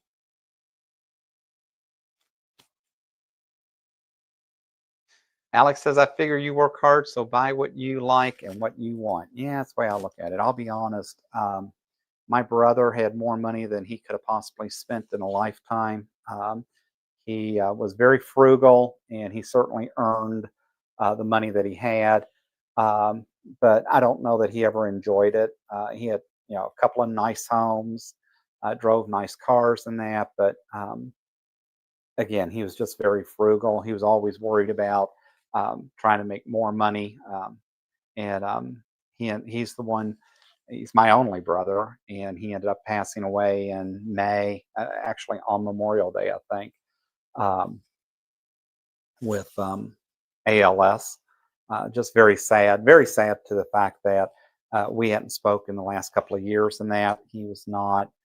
Um, my brother and sister are just totally different. My brother was just very private, so he didn't want anyone to know he was sick or see that he was sick and all that. And but I look at him and go, okay, it's so sad because he left all this money like for his wife, which is great, but like he didn't even really get to enjoy it, and he hadn't been retired but a couple of years um, before he came down. So I mean, he could have retired much earlier. Um, it's just so sad. Judy says, "When I go to Hawaii, the clothes I'm going to take will fit in a backpack, but I'm taking my carry-on so I can bring things back. I love the fabric stores over there in the Vera Bradley outlet store." I had no idea. Apparently on Kauai, where I was, there was three um, fabric stores. We were over at the Hyatt Resort, and I had Ubered over and then just Ubered back. And like I said, I was there for a work conference. So afterwards, some of my friends go, well, they have there's like 3 fabric stores that are just amazing. And, like, no, why would you tell me now and not have told me before my trip? Because I ended up sitting in the hotel lobby for like 6 hours waiting for my flight because it just didn't seem like there was anything to do in that. And so, plus, who wants to drag their luggage all around and all that kind of stuff? But I would have definitely gone to the fabric stores because I'm told that they have some really cool and unique things, but I didn't get to. So, another reason I'll have to go back. Danielle says, I received my Cotton Cuts holiday box yesterday. I am so excited. Yes, you are a big Cotton Cut girl and you're an ambassador. So I think that's awesome. So that will be fun to watch and see what you're working on then.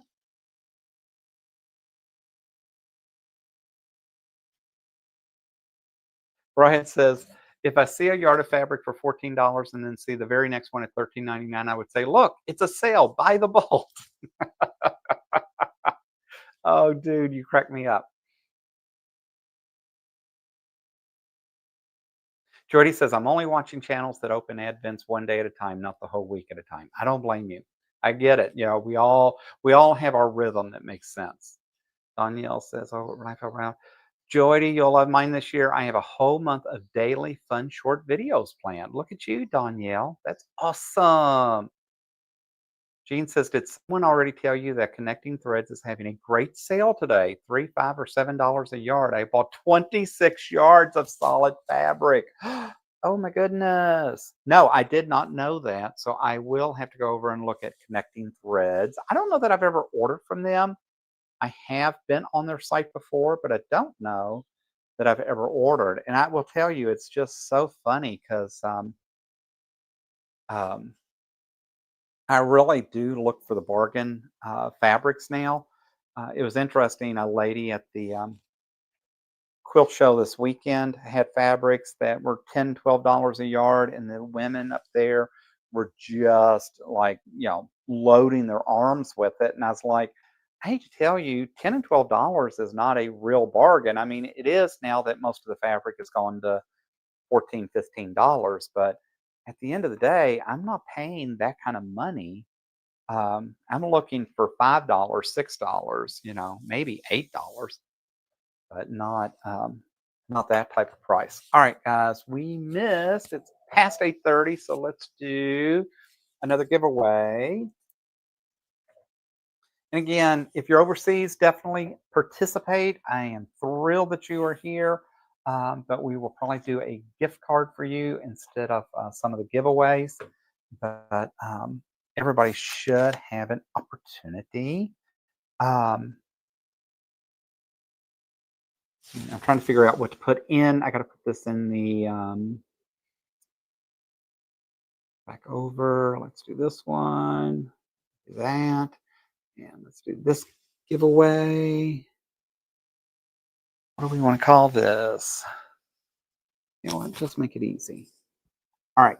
So, what are we giving away? It is back to Villa Rosa's design and collection. I have given these away before, and I thought right here at Christmas time, right, is the best time to get 12 new patterns. So, the 12 quilts of Christmas, these are 2024. They have not come out with a 25 collection. They only have 2 of these collections, and one is the Quilt of Valor we gave away earlier, and this one is the Christmas one. But how cool is this? Because this has the Nomi quilt, the Jerome quilt, the Gifted. It does have that wreath quilt. It has the poinsettia, that table runner that Russ had done. Has chili, has baking day, dinner partner, hot cocoa, homecoming, which is a panel. It has the color mittens, which I do think I want to do at some point, and it has into the trees. So it does have a large Christmas collection. It's a way of getting all of those together. And if you all will go into the chat and hit exclamation point 12, 1, 2, exclamation point 12, we will give this away to one lucky winner today. Jody says, I will watch you, John. I didn't get Missouri Star this year. I bought soft squares only. Joy, just so you know, you're an influencer too. So I did buy soft squares. I'm almost positive I bought soft squares. Um, because you had talked about it on one of the shows, and I had to go look because I ended up buying Keepsake Quilting again this year, and I had sworn last year I wouldn't, but they actually came out with a mid-century box this year. So curiosity just bit me, and I had to go get it. So I'm really anxious to see what that looks like and how that turns out. Katie goes, I have that set and it's great. Thank you for endorsing that. I do. I really wish Villa Rosa would come out with more collections like this. I don't know if they just didn't go over as well as they thought, if they just haven't, I don't know. Villa Rosa doesn't communicate with me. You would think as much Villa Rosa stuff as I push and peddle that at some point they would reach out and say, hey, we want to talk to you. But they haven't, and that's okay. I still do what I want to do, and I share my opinion the way I want to share it. Um,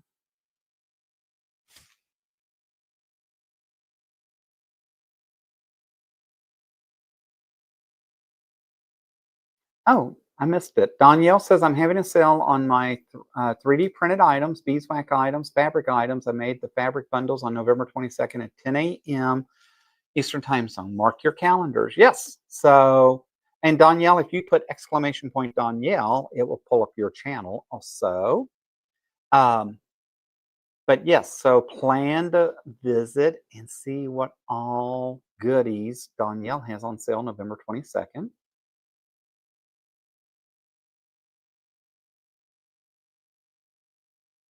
Jody says giveaway. Yes, rah, rah, rah. All right, what else? Russ is all excited. He says the McRib is back. Would you believe I have never had a McRib? I don't know. Johnny, I think I got the 12-day Advent, but I can't remember which one I got, to be honest.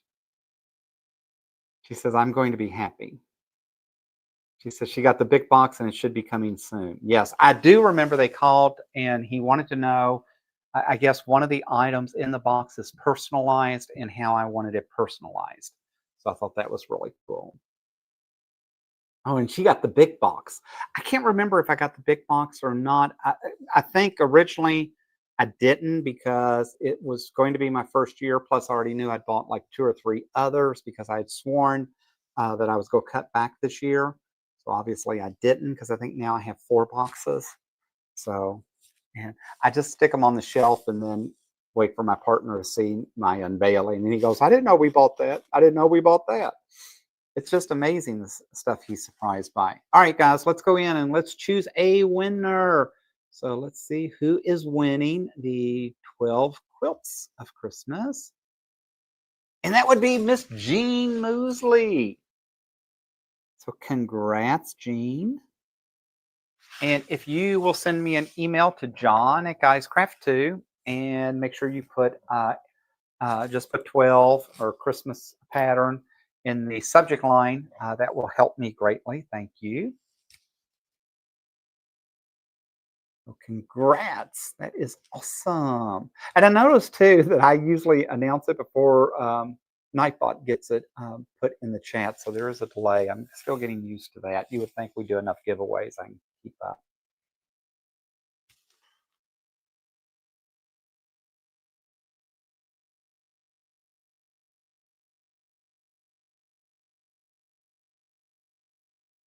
Alex says her husband's excited that the McRib is back.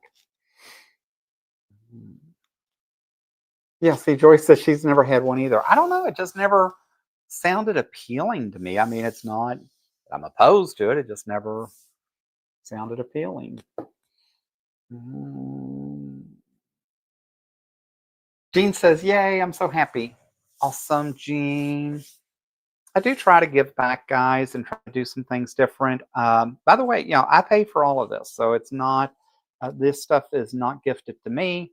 But I don't know. It's just my nature and it's who I am. And it's just, I feel like, you're all part of the family, right? And so I just enjoy being able to give back, being able to share, um, and just enjoy that you all are willing to tune in, listen to me rattle on a few times, and get to share together.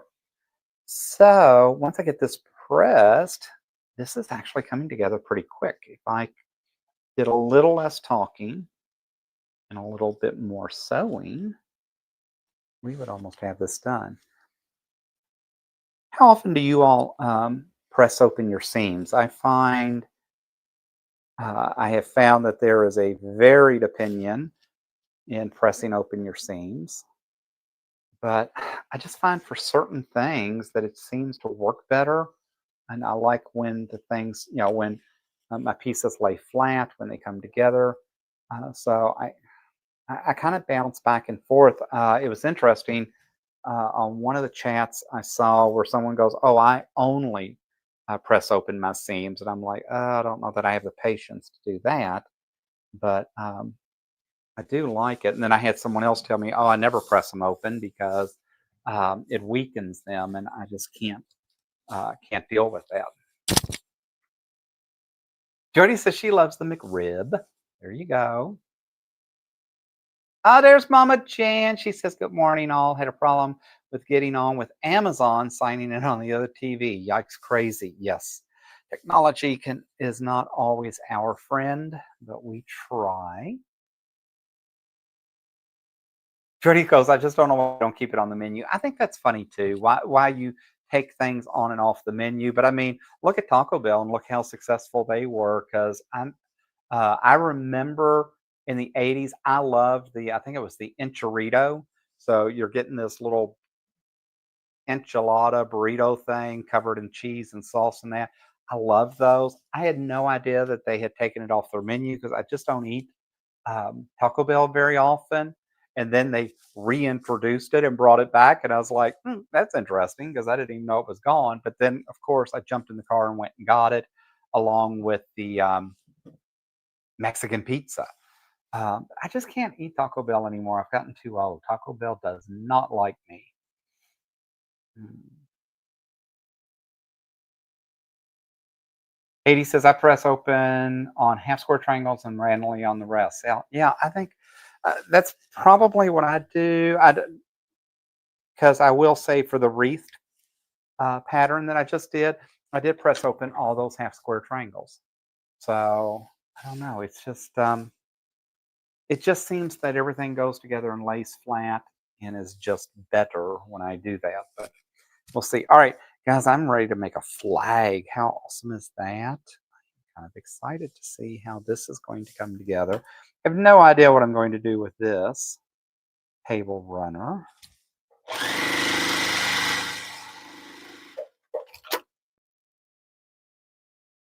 May end up gifting it out to my son. Believe it or not, he does not have that much quilting stuff from me. So it's probably only fair that I give him some more stuff. I did It's funny, I did ask my daughter not too long ago, like, is there anything, you would like made for Christmas, blah, blah, blah. She never has an opinion. So she goes, "You always do fine."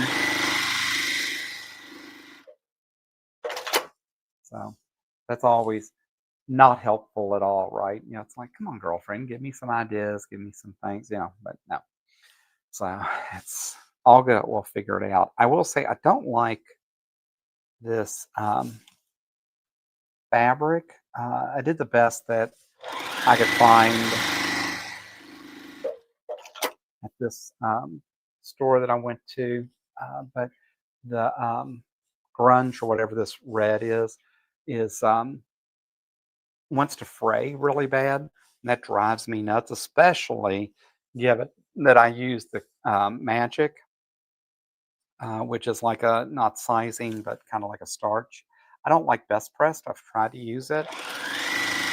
Niagara makes what they call Magic, which is supposed to be like their quilting and crafting spray, and I really do like it. And I tend to soak everything in it. So it's funny to me when a fabric like this wants to fray. because like I have soaked this and pressed it and cut, so it's like I wouldn't think that any fiber could move after I'm done with it. Judy says, I remember the Bell burger that used to have at Taco Bell years ago. It was like a sloppy Joe. I had no idea. I don't remember the Bell burger. Interesting. Mama Jan says she's going to do her workout. She is such a dedicated little lady. She's just a sweetheart to begin with, and she is so good to me and my partner. We got to go have lunch yesterday, which was amazing. Um, and she's always a busy little bee, and she cooks and gives to so many people.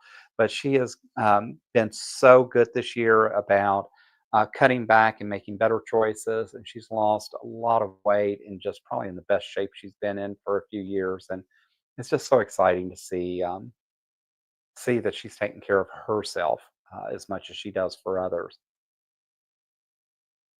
Brian says, I press open when making something like a placemat. I wouldn't want a long stem glass. Yeah, see, on a lumpy placemat. Okay, so I'm doing right? Um, Mama Jan says, I press open on most, makes it easier and smoother to join the seams and rows most of the time. Yeah, so that's what I'm working on. Mama Jan says she loves the shirt.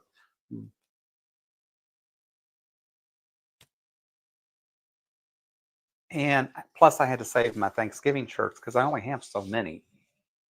Because Thanksgiving's such a short holiday, right? So I only have a few Sundays to be able to wear Thanksgiving shirts. Plus, I had to buy new shirts for my partner and I for Thanksgiving this year. So we'll wear those on Thanksgiving.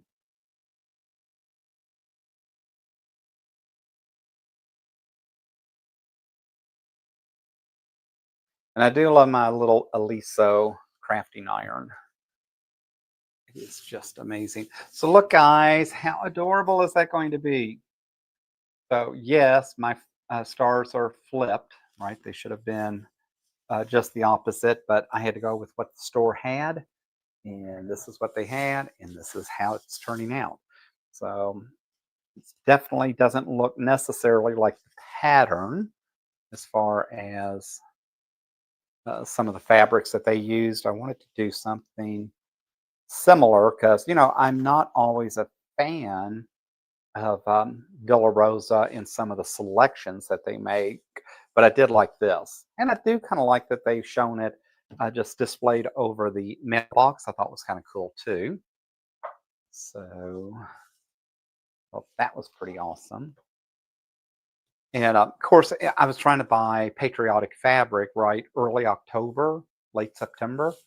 So, not the best time of year, right? Because some of the store that I went to typically clears out a lot of that. So, I had to get what they had and I actually Googled and went to Fat Quarter Shop. I went to Missouri Star Quilt, and I think over to Keepsake Quilting to see if they had something that I might like better, but they really didn't.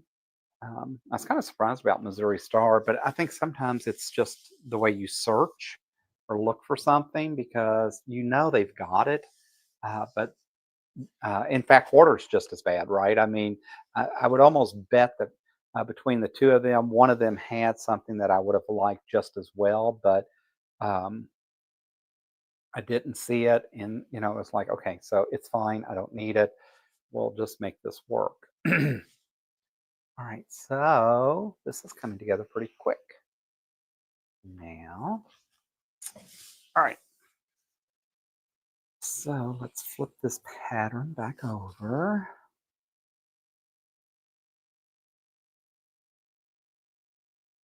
Wow, this really is going to come together pretty quick. All right, so let's put these four together.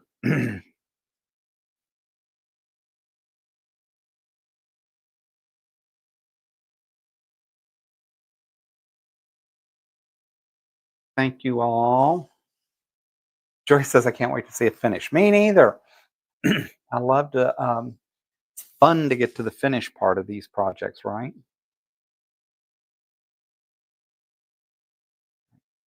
Yeah, and see, this is coming together pretty quick. I knew it would.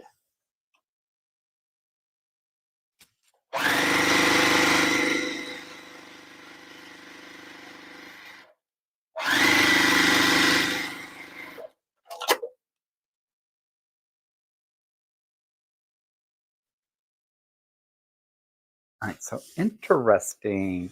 So there is one of the squares, one of the flags.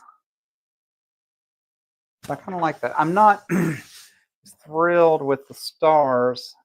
It definitely needed, I think, that navy background, but it didn't get it, so it will have to survive it. But definitely, this is, if you're looking for something quick, I could have easily knocked this out probably in 30, 45 minutes. Um, not reading comments and not jumping back and forth, right? But this actually goes together pretty quick. So let's keep going because we're almost done with this. So something told me that I thought this, of all the projects we were going to do, would go together pretty quick. And so that's why I did bring some other things to work on today.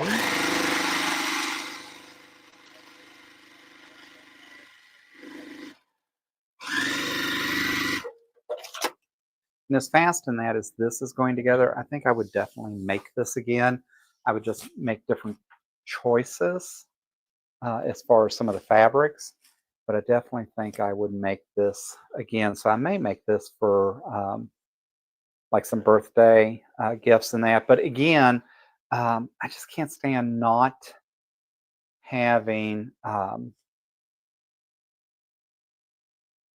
having the binding and having the batting. I do like that. So I will probably off camera work on that later to finish out because to me it's just not finished without it.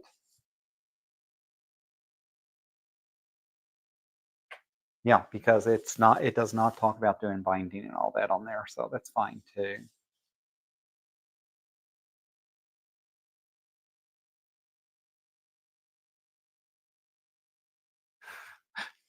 Stitcher says a lady YouTuber quilter talks about starching, starching, starching. Do that? Yes, that's me. I don't. I have no idea how like how you develop different habits, right? Because I can tell you the lady that first taught me to sew, and that is Erica over at the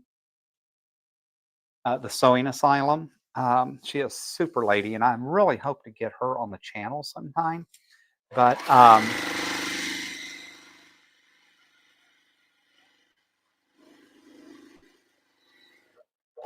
remember when I went over to take my first lesson from her, it was funny because she kept saying, "Okay, so now let's go, cut fabric. Okay, now let's go iron. Now let's go." And I'm like, "Okay."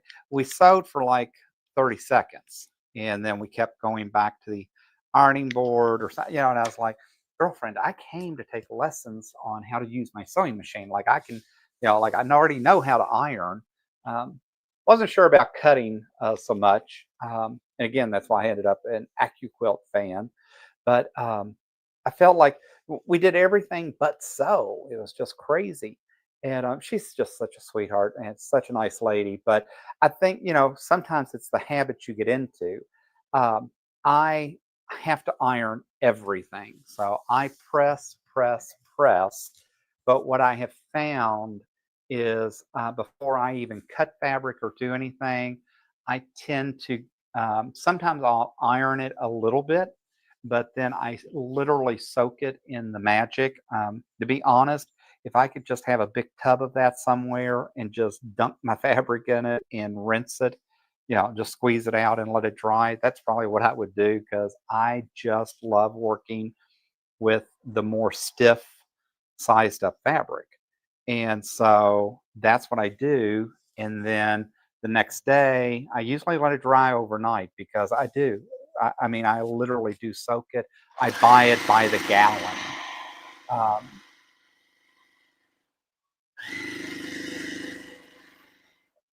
and once it's dry, then I iron it out really good. Then I cut it, and then I come to the.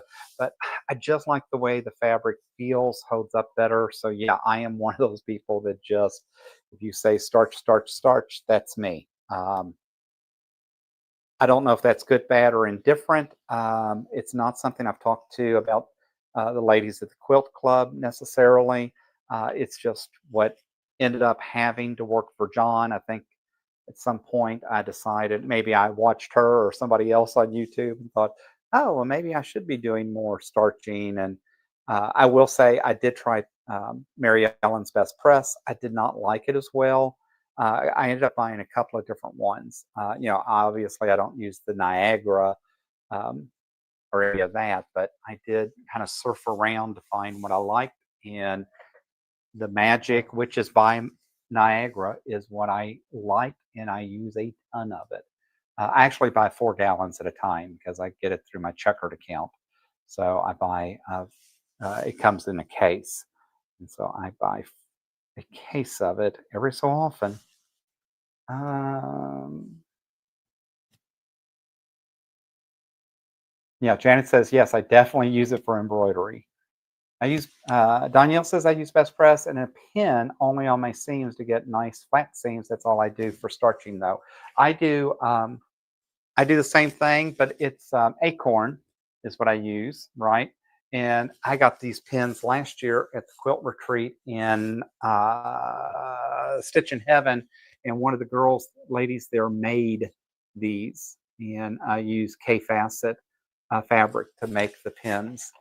And then Ingrid, who's not on the channel today, oh, maybe she is, actually gave me, she filled them up for me. And since then, I've had to fill them up multiple times. But this is the pins that you'll see on Stephanie Stitches and different ones used to just go straight across and uh, open your seams. And it does really help. It does make a huge difference. I didn't even think about that with these this morning. All right, guys, I am getting to the point where I am going to be able to finish this project. So let's see if we can get at least one on here. And then we're at the top of the hour again, and it's going to be time for another prize.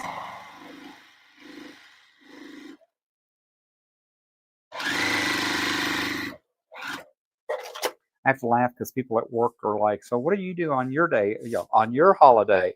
Like, I run a Holiday Quilting Bee, and I spend 3 hours chatting online. And they're like, they just shake their heads at me, I think. And it's different now, right? Because I could never have really done this when I had young kids. And I had great kids. My son and daughter were just, I was too old and cranky to have children.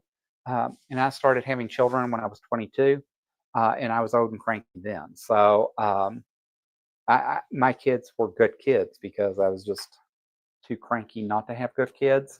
But at the end of the day, I mean, we spent a lot of time focused on our kids, right? That's what's important. See, all this rain's getting on my nerves. All right, let's see who else. Amazon just told me I have a package 10 stops away. I always like that. Hey, Ingrid Sows, welcome in. Thanks for being here. Melissa's here. Ingrid, hi, Melissa. Hi, Ingrid. Hello, John. Candace is here. Hey, Candace, welcome in. Thanks for jumping on. Oh, Janet says, I have one of those pins. I've never used it. I will have to give it a try. Yeah, I will tell you, if you go on Stephanie Stitches and watch Stephanie sometimes, she talks about the pin. I think she does like a lesson with it. But if you watch her, she uses her pin quite a bit. So I know she's doing open seams. All right, so let me figure out what is the next giveaway.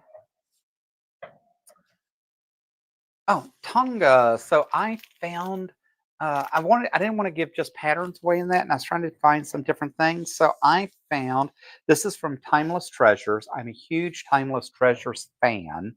It's different. So people ask me like, what do you what's your designer, what's your go-to? Okay, so really the only two designers I know is K Facet and Tula. And Tula, oh my God, I'm obsessed with Tula. So there's Villa Rosa and Tula. Those are my two obsessions, right? But I really like um, Timeless Treasures. It's so funny. I can go into the quilt shop.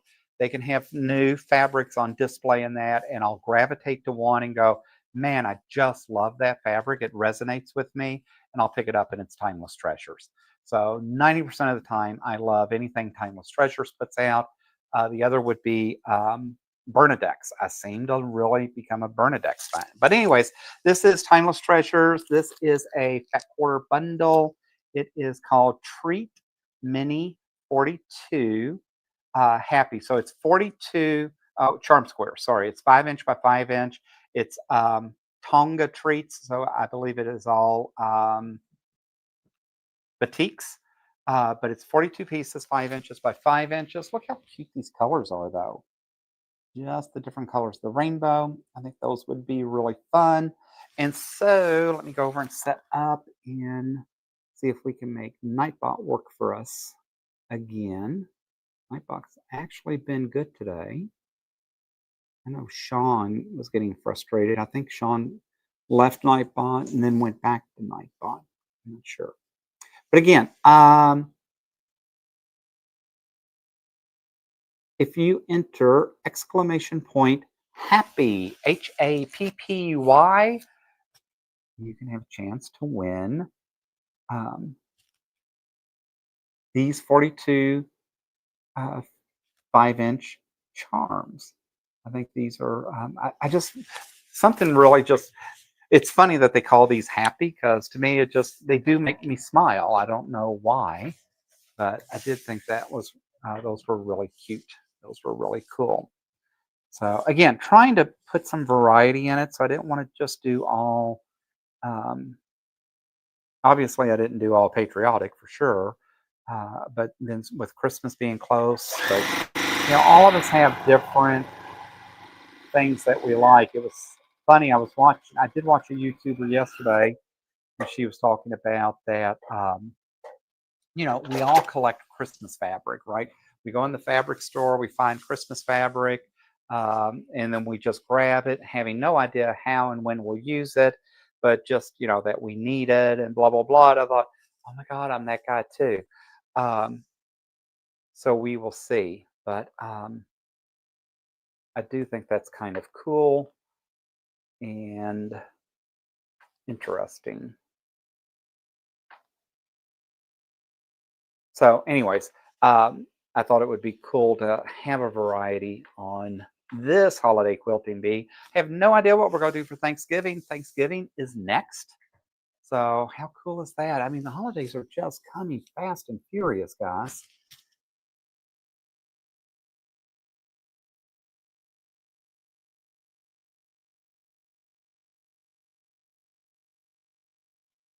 Jordy says, ooh, batiks. Go away, Danielle.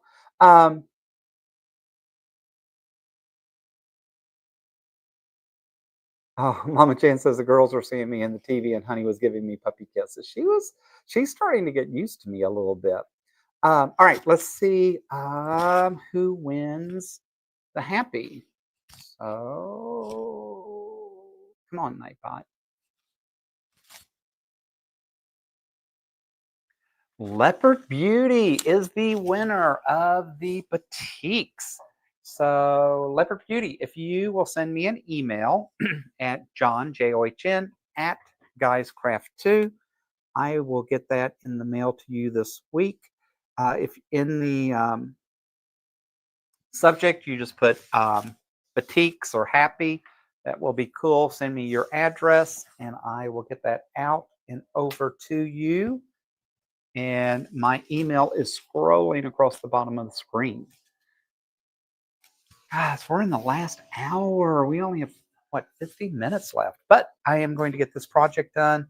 I don't like necessarily how it's turning out, but I will show you all in just a few minutes. Let me finish getting this put together.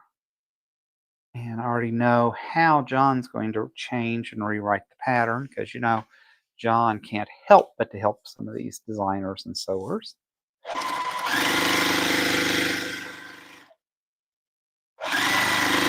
That may be why nobody at Villa Rosa wants to talk to me. They're like, but you keep rewriting our patterns. Like a lot of things about Villa Rosa.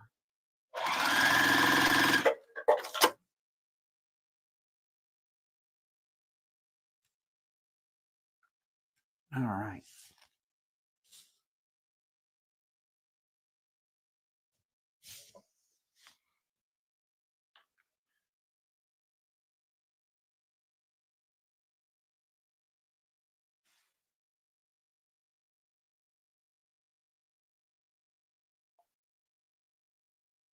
Oh, thanks, Michelle. She said Debbie says hi because she is live right now. Yeah, see, that's why I don't purposely, like I said, I only do these on holidays, so I'm not trying to step on anyone else's regular time in that. You can always watch the replay. Unfortunately, if you watch the replay, you can't do the drawings in that, but that's why I only go live on the holidays in that. I'm trying to be, even during the week when I do updates and different things, I usually just do recordings and post because I know so many people have got their regular folks that they like and watch and all, and that's cool and that's what we should be doing, right? So I don't ever want to infringe on any other creators.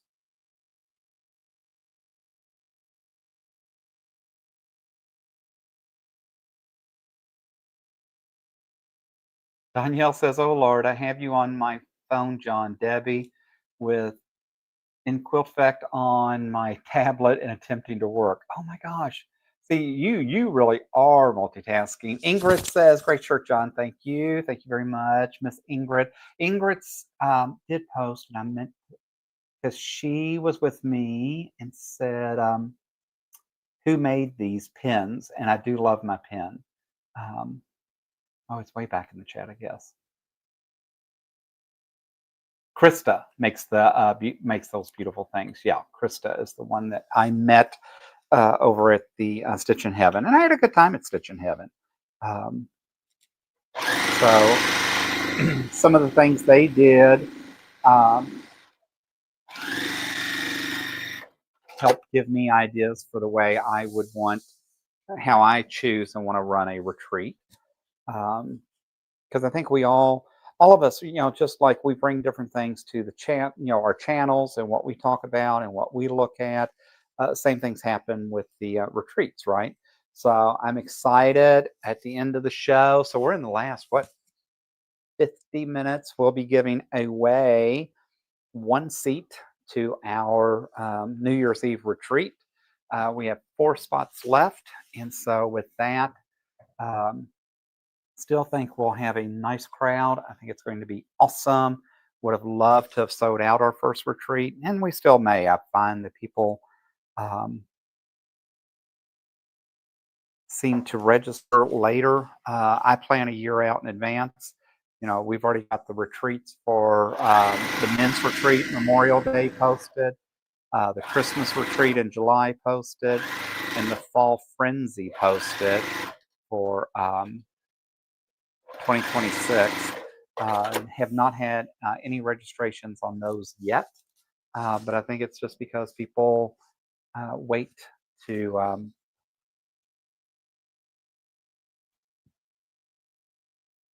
they don't plan out as far in advance as I do. Um, it's just me. I already know when we're going to Myrtle Beach with the grandkids this year. We've already made our reservations, which was really frustrating because where we were staying did not even open 2026 reservations until November 1st. It's like, really, guys? I mean, and normally what's interesting is I usually go on and make my airline reservations and that, but I haven't this year for next year because it seems like you're better off and you get better bargains if you wait to make the reservations. So that is what I am doing this year. Man, this is going to be a long table runner, but it does go together pretty quick. So if you're looking to do something patriotic and did not already buy this pattern or do this, um, this is one that sews up and goes together pretty quick. And so I think it's going to be cool. But like I said, there's already changes I'm going to make to it. Because if I didn't, it wouldn't be John's, right?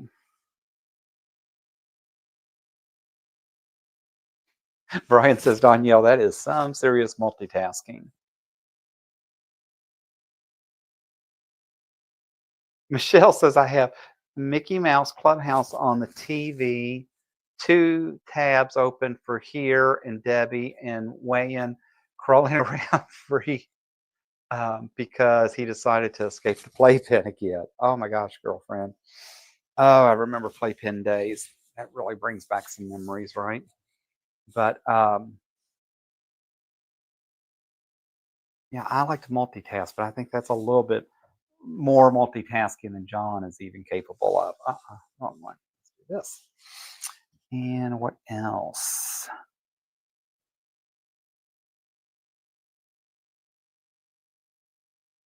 Jody says, I don't think creators mind. Like you said, people can watch and who they want and watch replays of others. Um, right, Melanie?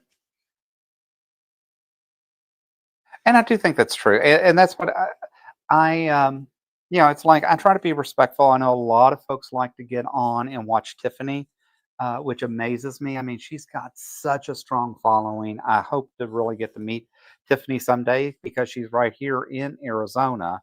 And she's about 4 hours, I think, from me because I think she's over in the Lake Havasu area, which is a beautiful area to be in. Um, but I know her show starts right at 5 o'clock. So I really do try to keep my lives to an hour. Sometimes I do run a few minutes over, but I usually try to be off in time because I know folks want to jump over there. And I try to be respectful of that because I like to watch Tiffany. But, it is hard for all of us to find that time in that. And Tiffany goes live, I think, almost every day in that. But I miss all of those during the week. So everything for me, so much of my time is spent just watching replays, just fine. But all right, I think I am on the last stripe. All right, so let me get this done and ironed, and I will show you how this turned out. And then we figure out what John's going to work on next.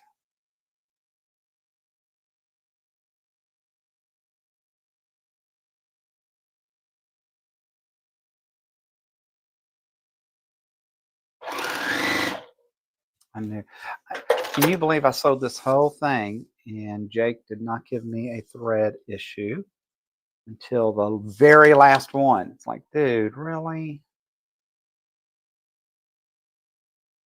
He likes to keep me honest. He is very finicky in a way about the way he likes certain things done. And if I don't tie off just the way he likes, he loses the thread on the next time. It's fine too.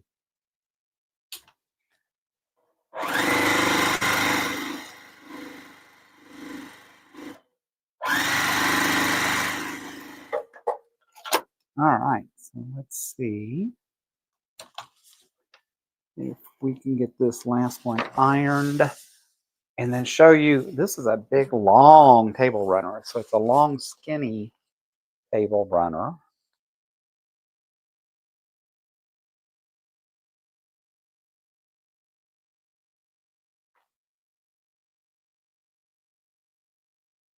Unfortunately, I bought extra fabric, excuse me, for this. But look how this turned out.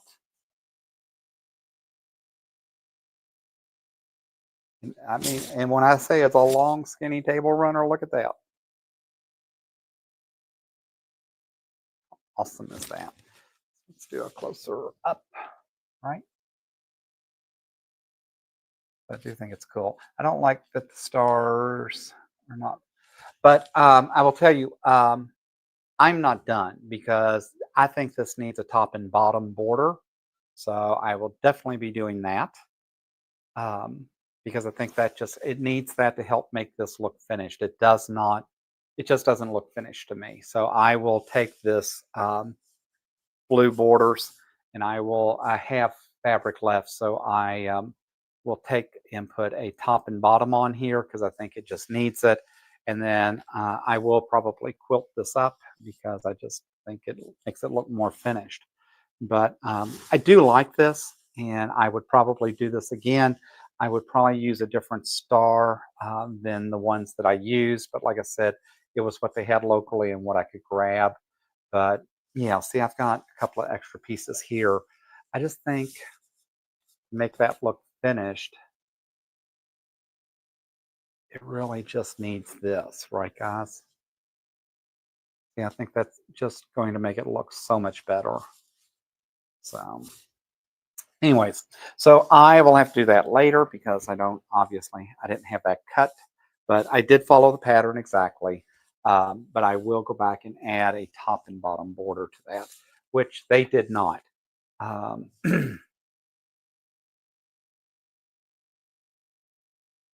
oh, they used the same for binding, it looks like.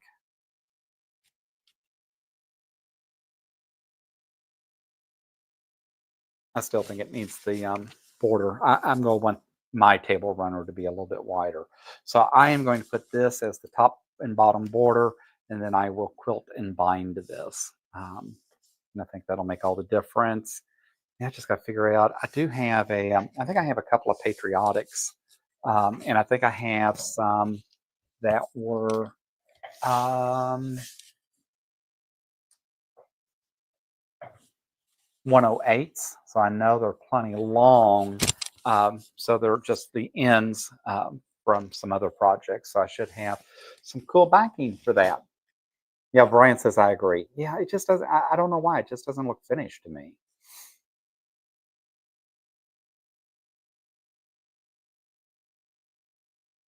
Thank you, Alex, Brian, Melissa, all of you. I so appreciate that. Oh, Janet says, I love that pattern. I am going to have to do that one. Yeah, I do like the pattern. I really do. I would definitely make a little bit different choice, and I will border it out just because that's me. Russ just asked me about borders the other day on something, and I said, I am really trying hard not to like put borders on everything, but the fact that they put all of that on the side and then said that was it, and that was no, that just doesn't work for me. It doesn't look finished to me. You can't do that on the sides and not do it on the top and bottom. So I'll end up doing it on the top and bottom. But I do agree. I do like it. Thanks, Ingrid.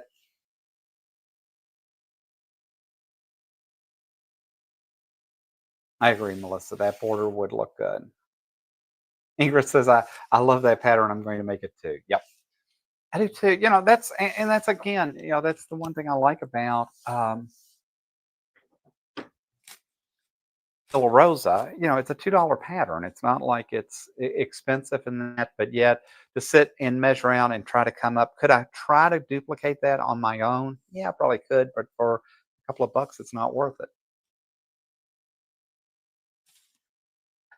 All right, what else did I want to work on? Oh, I think I'm going to work on trying to finish these, and I got to switch threads. So let me do that.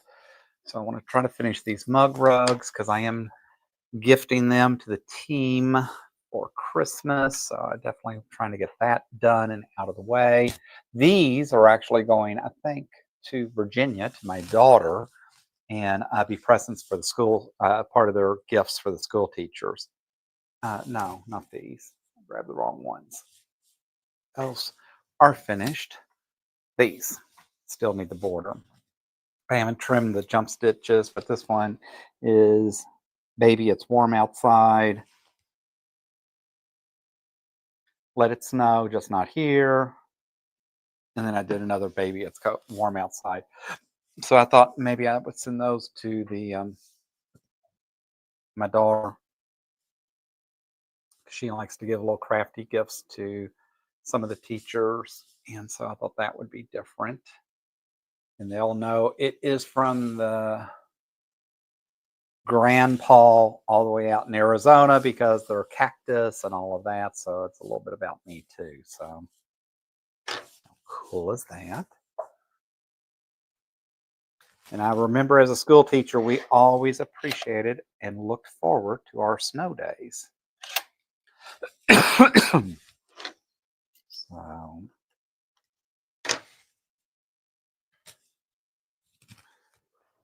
because teachers enjoyed having snow days as much as the kids did, believe me. I think this has sat around for so long. Only needs to be pressed out again. It's been hanging and waiting for John to get to it for a while.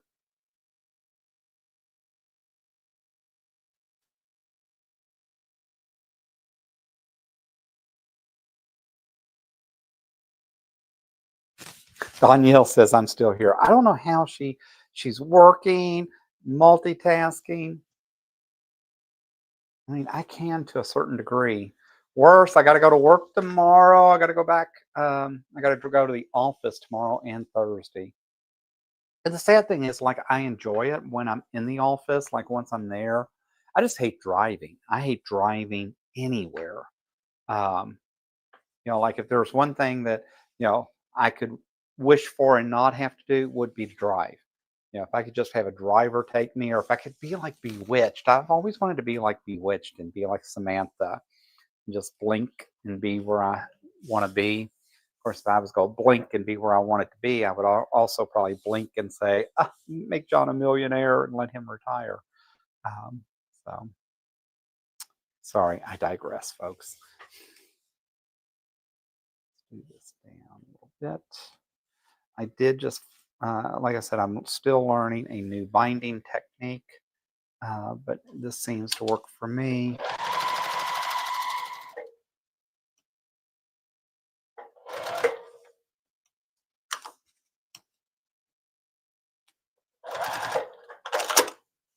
I think we all learn a different method and somehow make it work, right? The fact that I am brave enough to do this on camera tells you guys that things have changed a whole lot for me over 2 years, because years ago, a couple of years ago, I would have never thought about doing binding with people watching me. Again, it is my least favorite of all the things we do as quilters.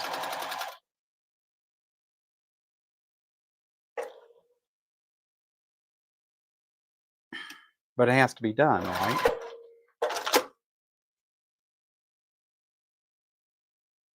Interesting.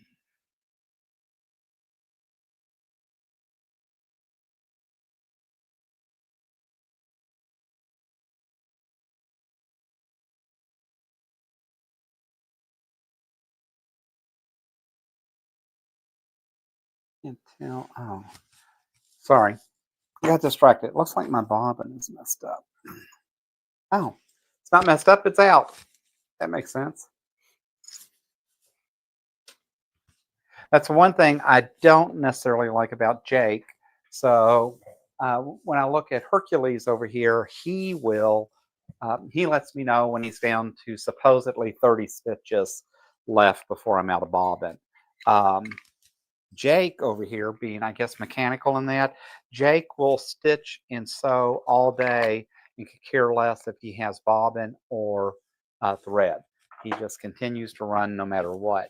And so that sometimes gets a little aggravating, because I don't pay attention to how long it's been since I've changed a bobbin and all that kind of stuff.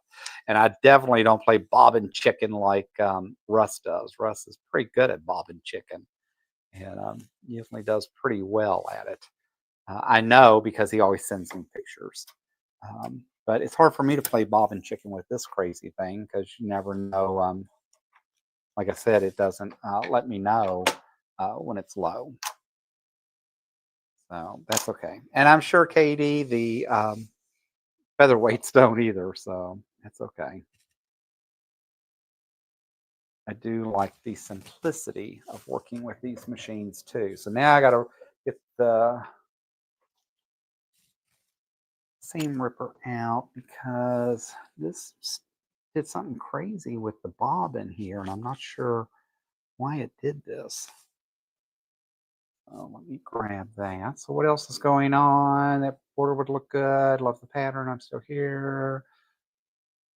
Oh yeah, I do love my 108s. I have bought a bunch of 108s for the for my Etsy store, and it just makes life so much easier, because now I can just tell my partner, here's the here's what I want you to stitch. Here's, because he does all the long arming for me. And so it just makes it simple. I pick the pattern, cut the 108 in that for him, and tell him what binding to use. And it just goes so much faster and easier. Come on, John. What did you do? I have no idea what happened here. I mean, it has got It looks like half the bobbin is down here for some reason. So I'm not sure what happened.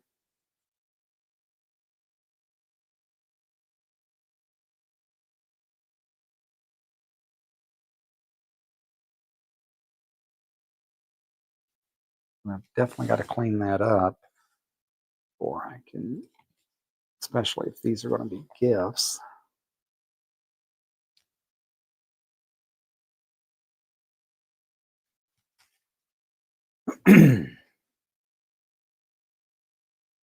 Balloona says driving in the Phoenix area is a nightmare. And it is, because I'm all the way out in North Phoenix, work down in Tempe. And so, in the morning, it's not so bad, other than people are just crazy, even that early in the morning. It's like, guys, really?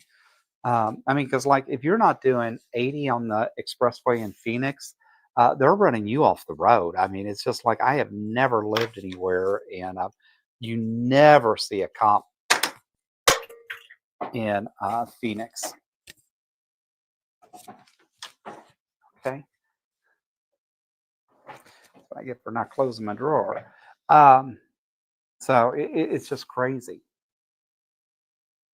Brian says, I don't have to commute anymore, but I do have to walk down the hallway to get my coffee in the morning. Okay, that's the last one, I promise. I bet it's not, Brian. We only have what? Oh, gosh, it's 9:30. We need to hurry and do another drawing. Because,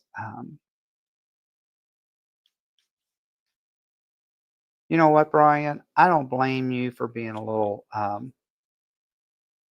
braggart in a way. You worked very hard to be able to retire, enjoy your toys, and be able to be home. And we respect that. Just remember, I pay your Social Security.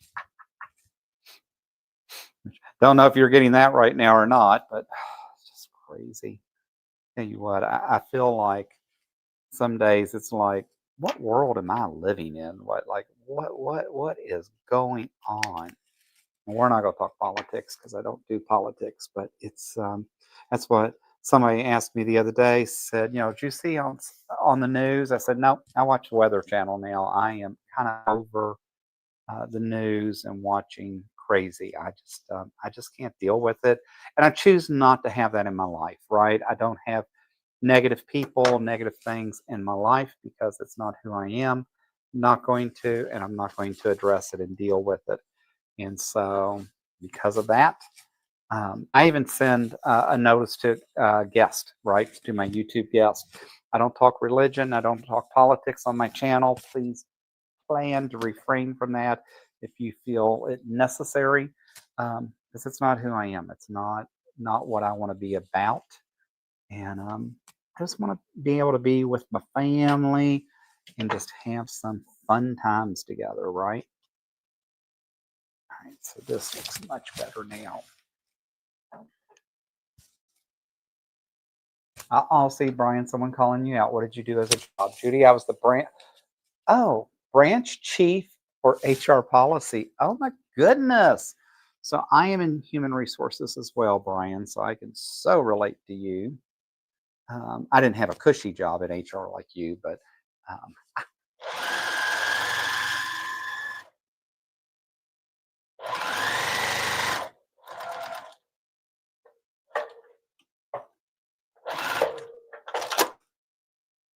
all right, that looks 100% better. Oh my goodness. All right, let's get this done. I thought I was going to be able to knock all three. I only had 3 of these to do. But, I'll be able to knock these out real quick. Obviously not. You all feel that too some days, right? Yeah, it's like, oh, you can just jump on the machine, knock something out, and then realize an hour later you're still fussing with it.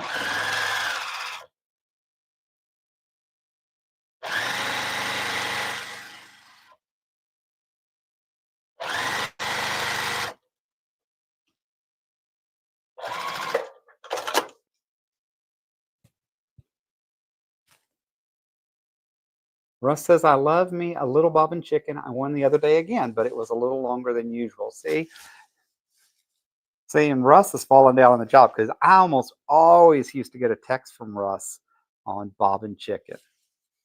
So It was probably on a show and I missed it because I am so far behind right now, guys, on YouTube and watching some of the other creators. It has just been crazy. And being at the park home threw me off this weekend, so I really missed things. Because I missed Shenanigans, and I had really planned to join Shenanigans, is what's really sad. But I didn't get to, and so that's okay. Hoping once we get situated in here and things are set, that it will be much easier for me. All right.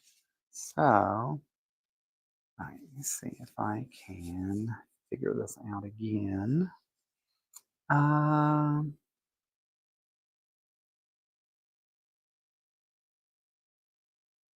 Brian says the struggle is real. He's just killing me.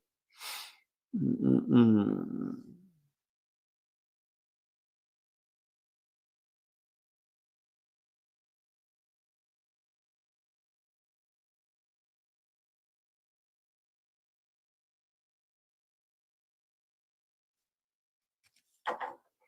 Trying to make sure I don't spill my coffee because I put things everywhere when I'm doing some of these lives.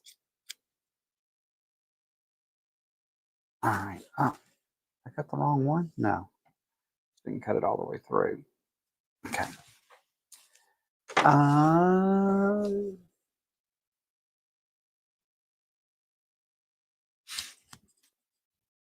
Brian says I would buy a one cupper, but that would take up space. Yes, it would.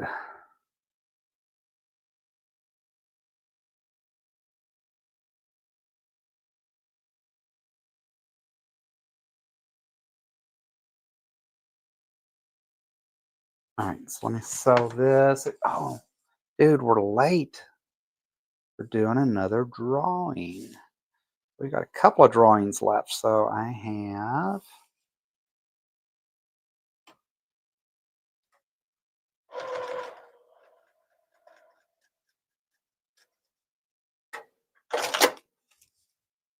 look at that. I love when a plan comes together. All right, let's see what else is on the list. Diana is a pineapple pack. It's bluebird, and it's literally like bluebirds. Is 10 6.5-inch by 43-inch strips, two of each of 5 fabrics. So it's really in this blue and tan. I have no idea when and where I picked this up.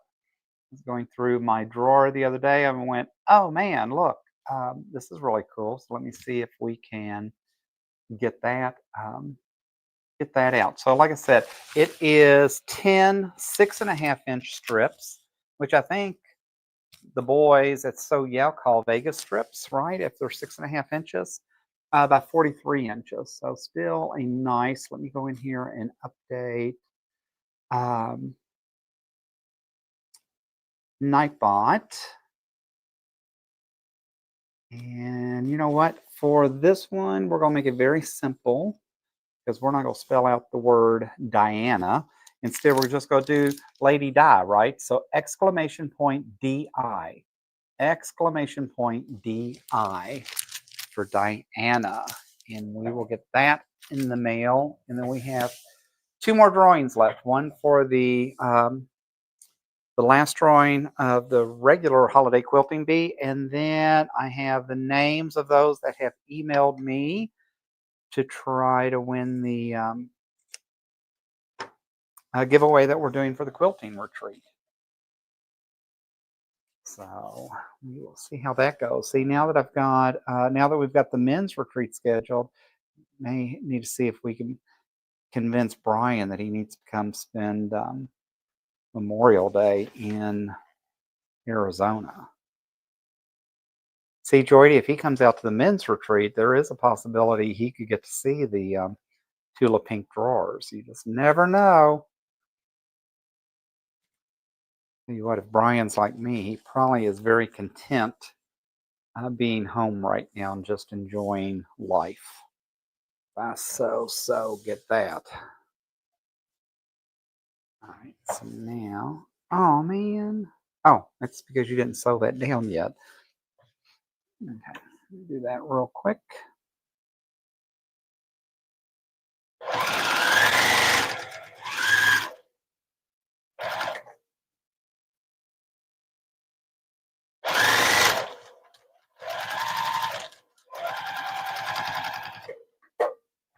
Come on.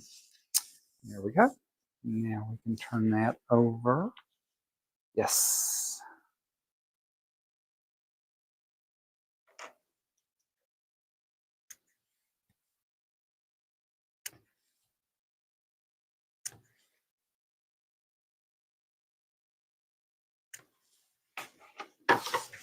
All right, let's see who won the die. Joydy! So Joydy's got two things coming because I missed getting her pattern, so I will get that in the mail this week. And congrats, she won the die fabric. Trying to figure out where I put my pen.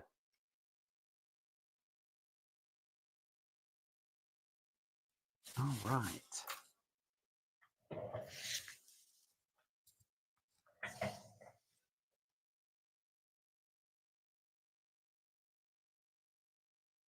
So congrats, Miss Joydy. Awesome. So after the live today, I have to figure out breakfast because I did cheat and have a little pumpkin roll this morning before I jumped on air. That's all I have had, and I can tell you I'm definitely ready for lunch. I went with the ladies to our favorite Chinese restaurant yesterday. So Mama Jan and that said because it was my day off, I could choose, and we go anywhere John wanted to go. So John picked Mexican because he hadn't been there for a while, only to find out that because again, like guys, I don't eat out a lot, and I only have a couple of really like what I consider go-to restaurants that I'm willing to pay for, and plus we'd eaten out all weekend in um, up in Shady Pines because I didn't want to. I just didn't want to fool with groceries and that. And so, anyways, I picked Mexican because that's my favorite, and only to learn that the Mexican place apparently is closed on Mondays. Like, okay, are you kidding? Like, I don't eat out that much. So that just shows you I don't eat out that much because I had no idea that the Mexican restaurant was closed. So, needless to say, I did not get Mexican yesterday.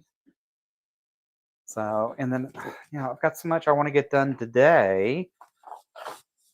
And I have three patterns. I have three sets of fabric sitting on the cutting table that I want to get cut so I can start working on new patterns. The sad thing is none of what is sitting on the cutting table is even Christmas or holiday related. It's the stuff John wants to work on and get done next. And so I've got to get that done. I've still got to get the hot pad things done. I realized sorry, that's my daily suspected spam call. I get that almost every day. And some of those I can block, but this one doesn't have a number that I can block. So, which gets really aggravating. All right, let's see if John can sew. And yesterday on the other quilt that I got done, I actually did a glue basting. I really, really liked that glue. It's the first time I found one that I actually kind of liked. So I may be doing that more, which may mean I might like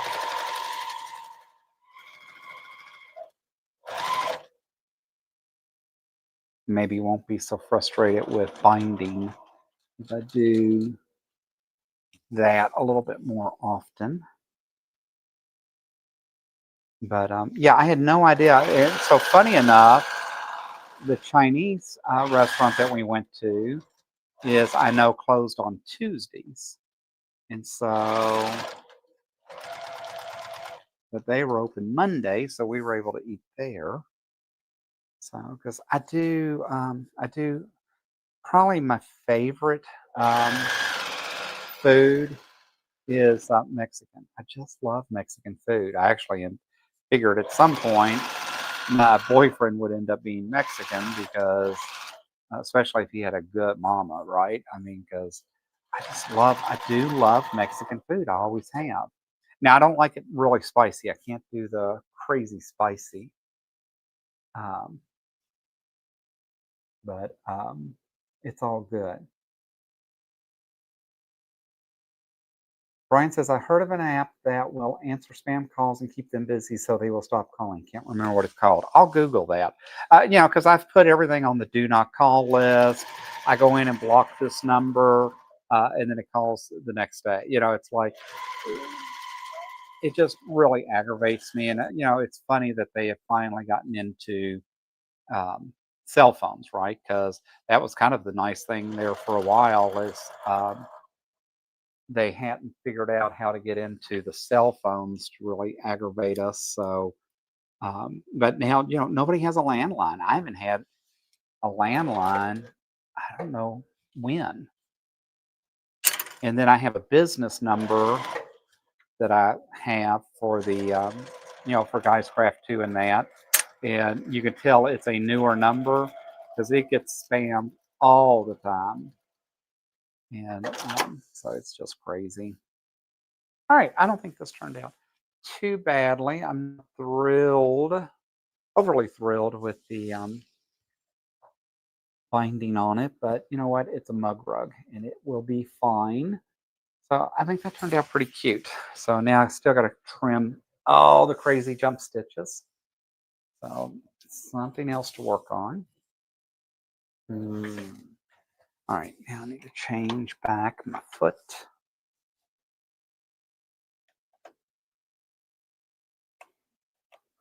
We did get pizza this weekend at our favorite pizza place up in Payson. They have a place called the Pizza Factory because I am a pizza snob.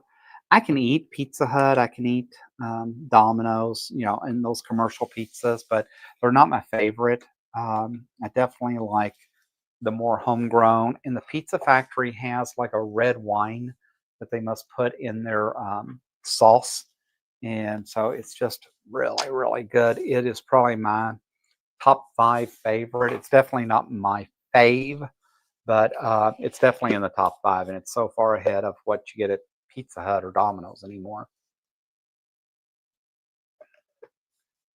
And I think, unfortunately, Pizza Hut and Domino's just have really let their quality come down. That's what frustrates me is it's just um, not what it used to be. And the other day we decided I would break down, order um,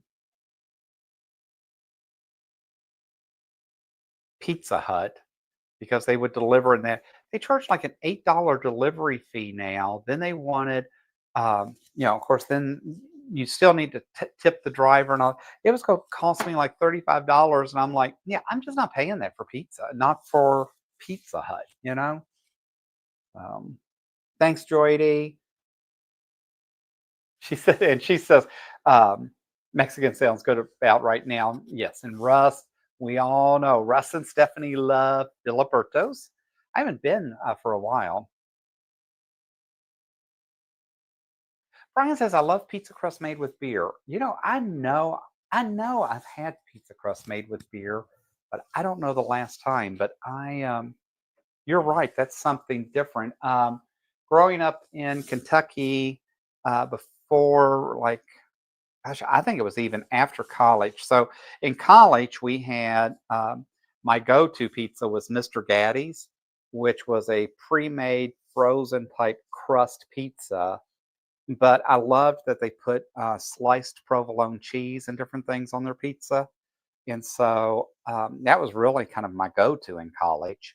And I liked the way they ground up their sausage in them.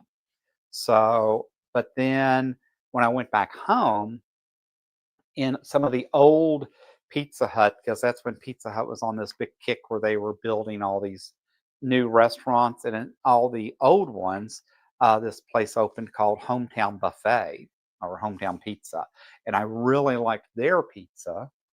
Um, they did a great job.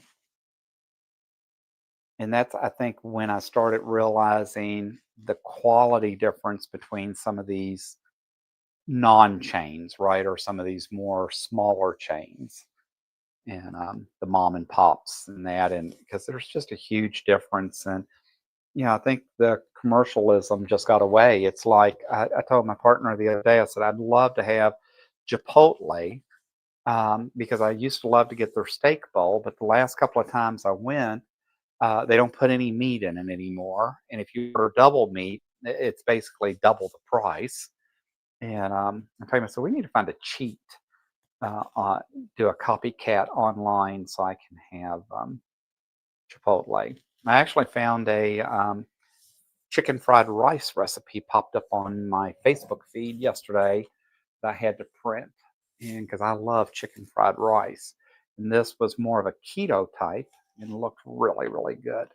So I did print that out. Yeah, see, Jody says Russ, the only food enabler, right? That is Russ. He gets me in a lot of different ways. That's okay. He's still my buddy. I still hope to meet him someday. I didn't get to go on a cruise with him. And I definitely won't see him at QuiltCon this year. And I don't know if Russ is going to Raleigh or not.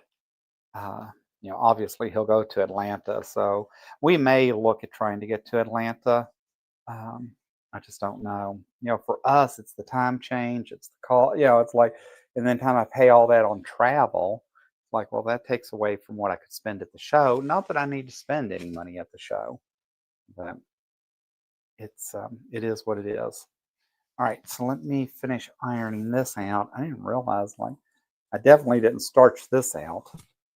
Um, and then we can do that, and let's do the last giveaway before I give the quilt retreat away.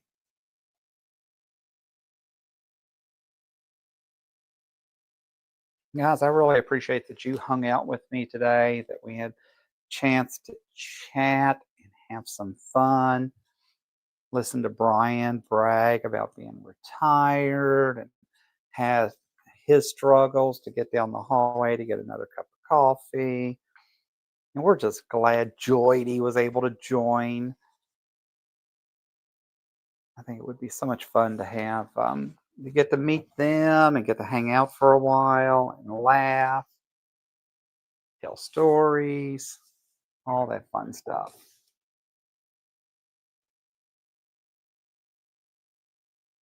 It says I enable where I can't. Yes, you do.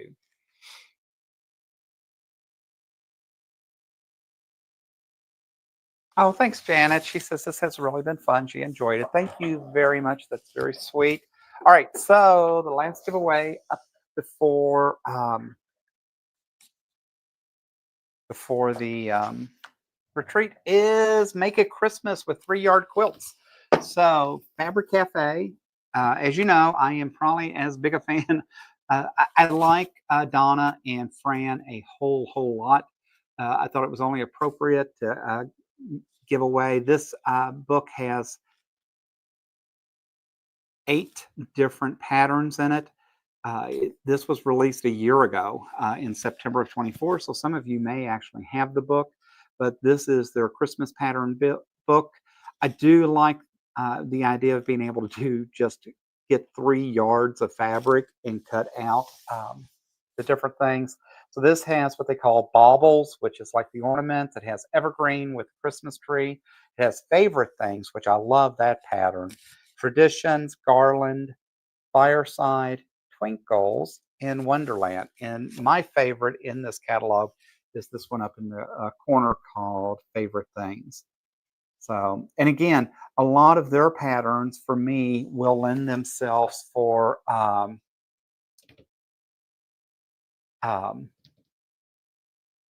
AccuQuilt, because again, I have just, it has taken my cutting to a different level. You can tell that I was just not the most accurate cutter, and that has definitely helped. All right, so let me, if you put exclamation point 3, just exclamation point and the number 3. We will see who wins this book.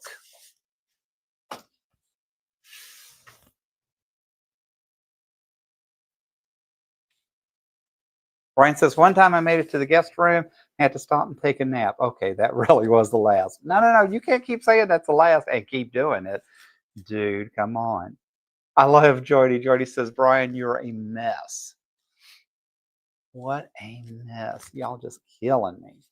Exclamation point 3, and we will give away the last gift. And then I have the folks that put in, that signed up for the quilting retreat. And we will draw that. And we are up at the top of the hour. So look at that. I actually got a project somewhat done. According to Villa Rosa, it's done, but not in my mind. So I will try to get a border cut and put on that soon and get that quilted. That actually may be machine quilted, because with all the squares and stripes, I may actually just basically stitch in the ditch on that for the quilting and not do a pattern. I'm not sure what I'll do, but I'll either do that on one of the machines. I could put it on the sit down long arm and do it as a random, but I just don't think that's really what I want to do. So we'll see. There, Tasha says, hey, back again. And tell you what, Tasha, work does get in the way of us having fun, right? Just so crazy. But I do like this setup. I don't like having to reach over here. I almost need a cordless keyboard to go with it. That's the thing. I'm still trying to figure out how to get all this put together. Judy says, Brian, in 3 months, she'll be bored and she'll be wanting to find something to do. Just never know. Just never know. All right. So the last gift of the day, the 3-yard quilt, Merry Christmas book.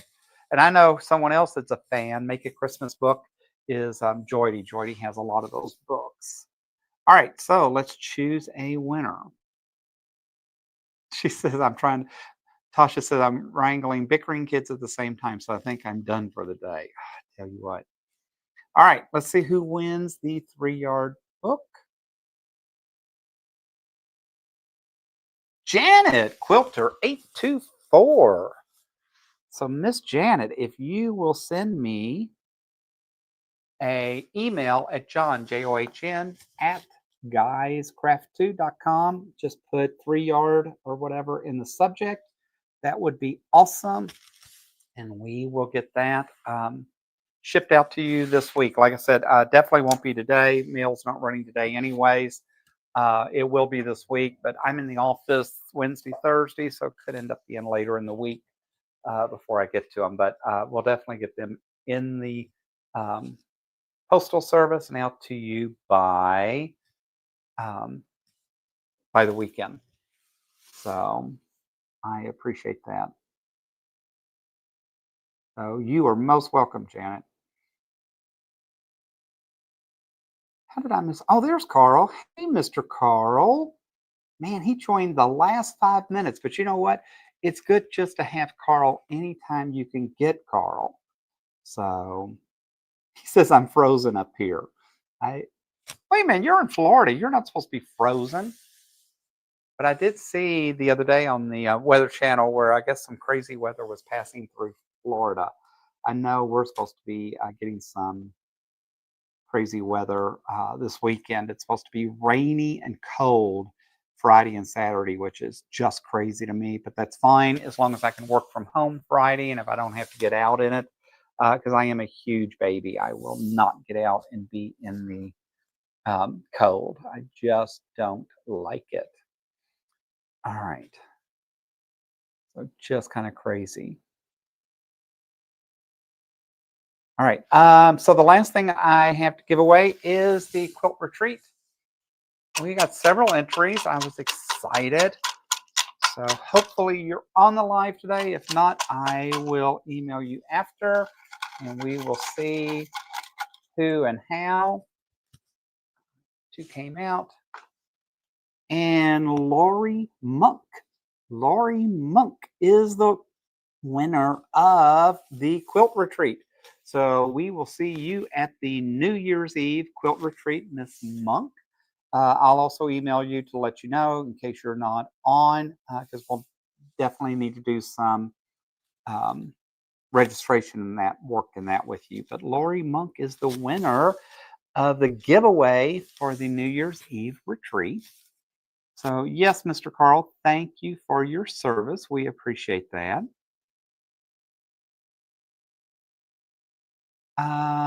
Who else? Um, yeah, Carl and I have some things to share with you later this week.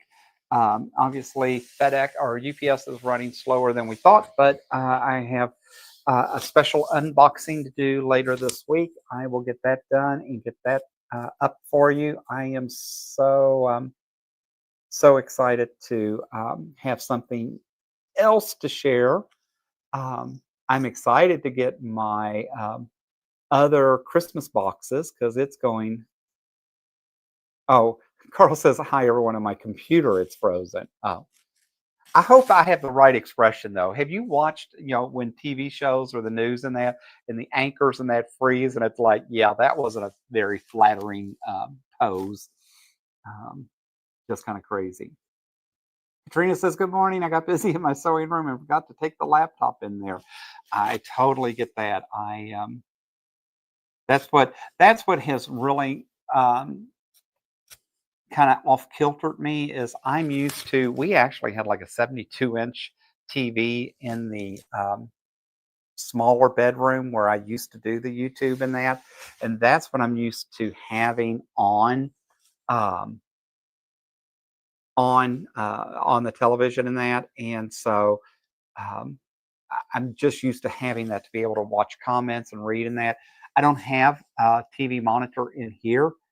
We've talked about it. The problem is I don't have a good wall to put it on because where I actually face fabric and all of that. So there's nowhere right there to put the monitor. Over here, I've got a huge picture window.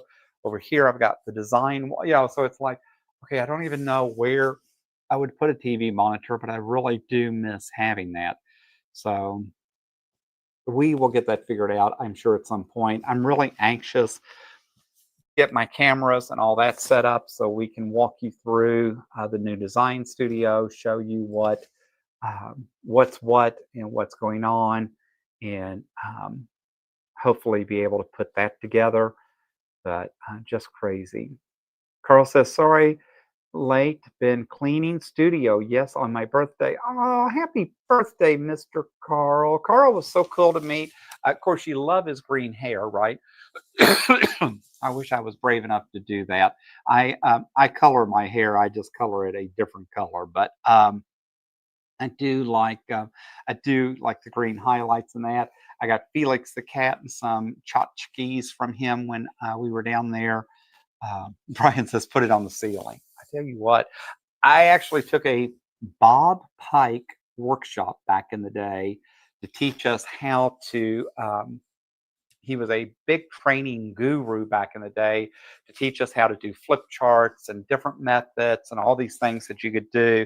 And one of his suggestions was like for the rules of the training and all that, you should always tape those to the ceiling because people don't expect anything to be taped on the ceiling and how that really did catch people's eyes and all that. I'm like, but I don't have a 10 foot, it's like, it was a very interesting concept. To think about folks walking in and looking up on the ceiling and seeing something like that. But I don't know, just kind of crazy. Well, guys, if you want a gift today, please make sure you email me, put in the subject line what you won, and send me your address. I will definitely get stuff put together and shipped out this week.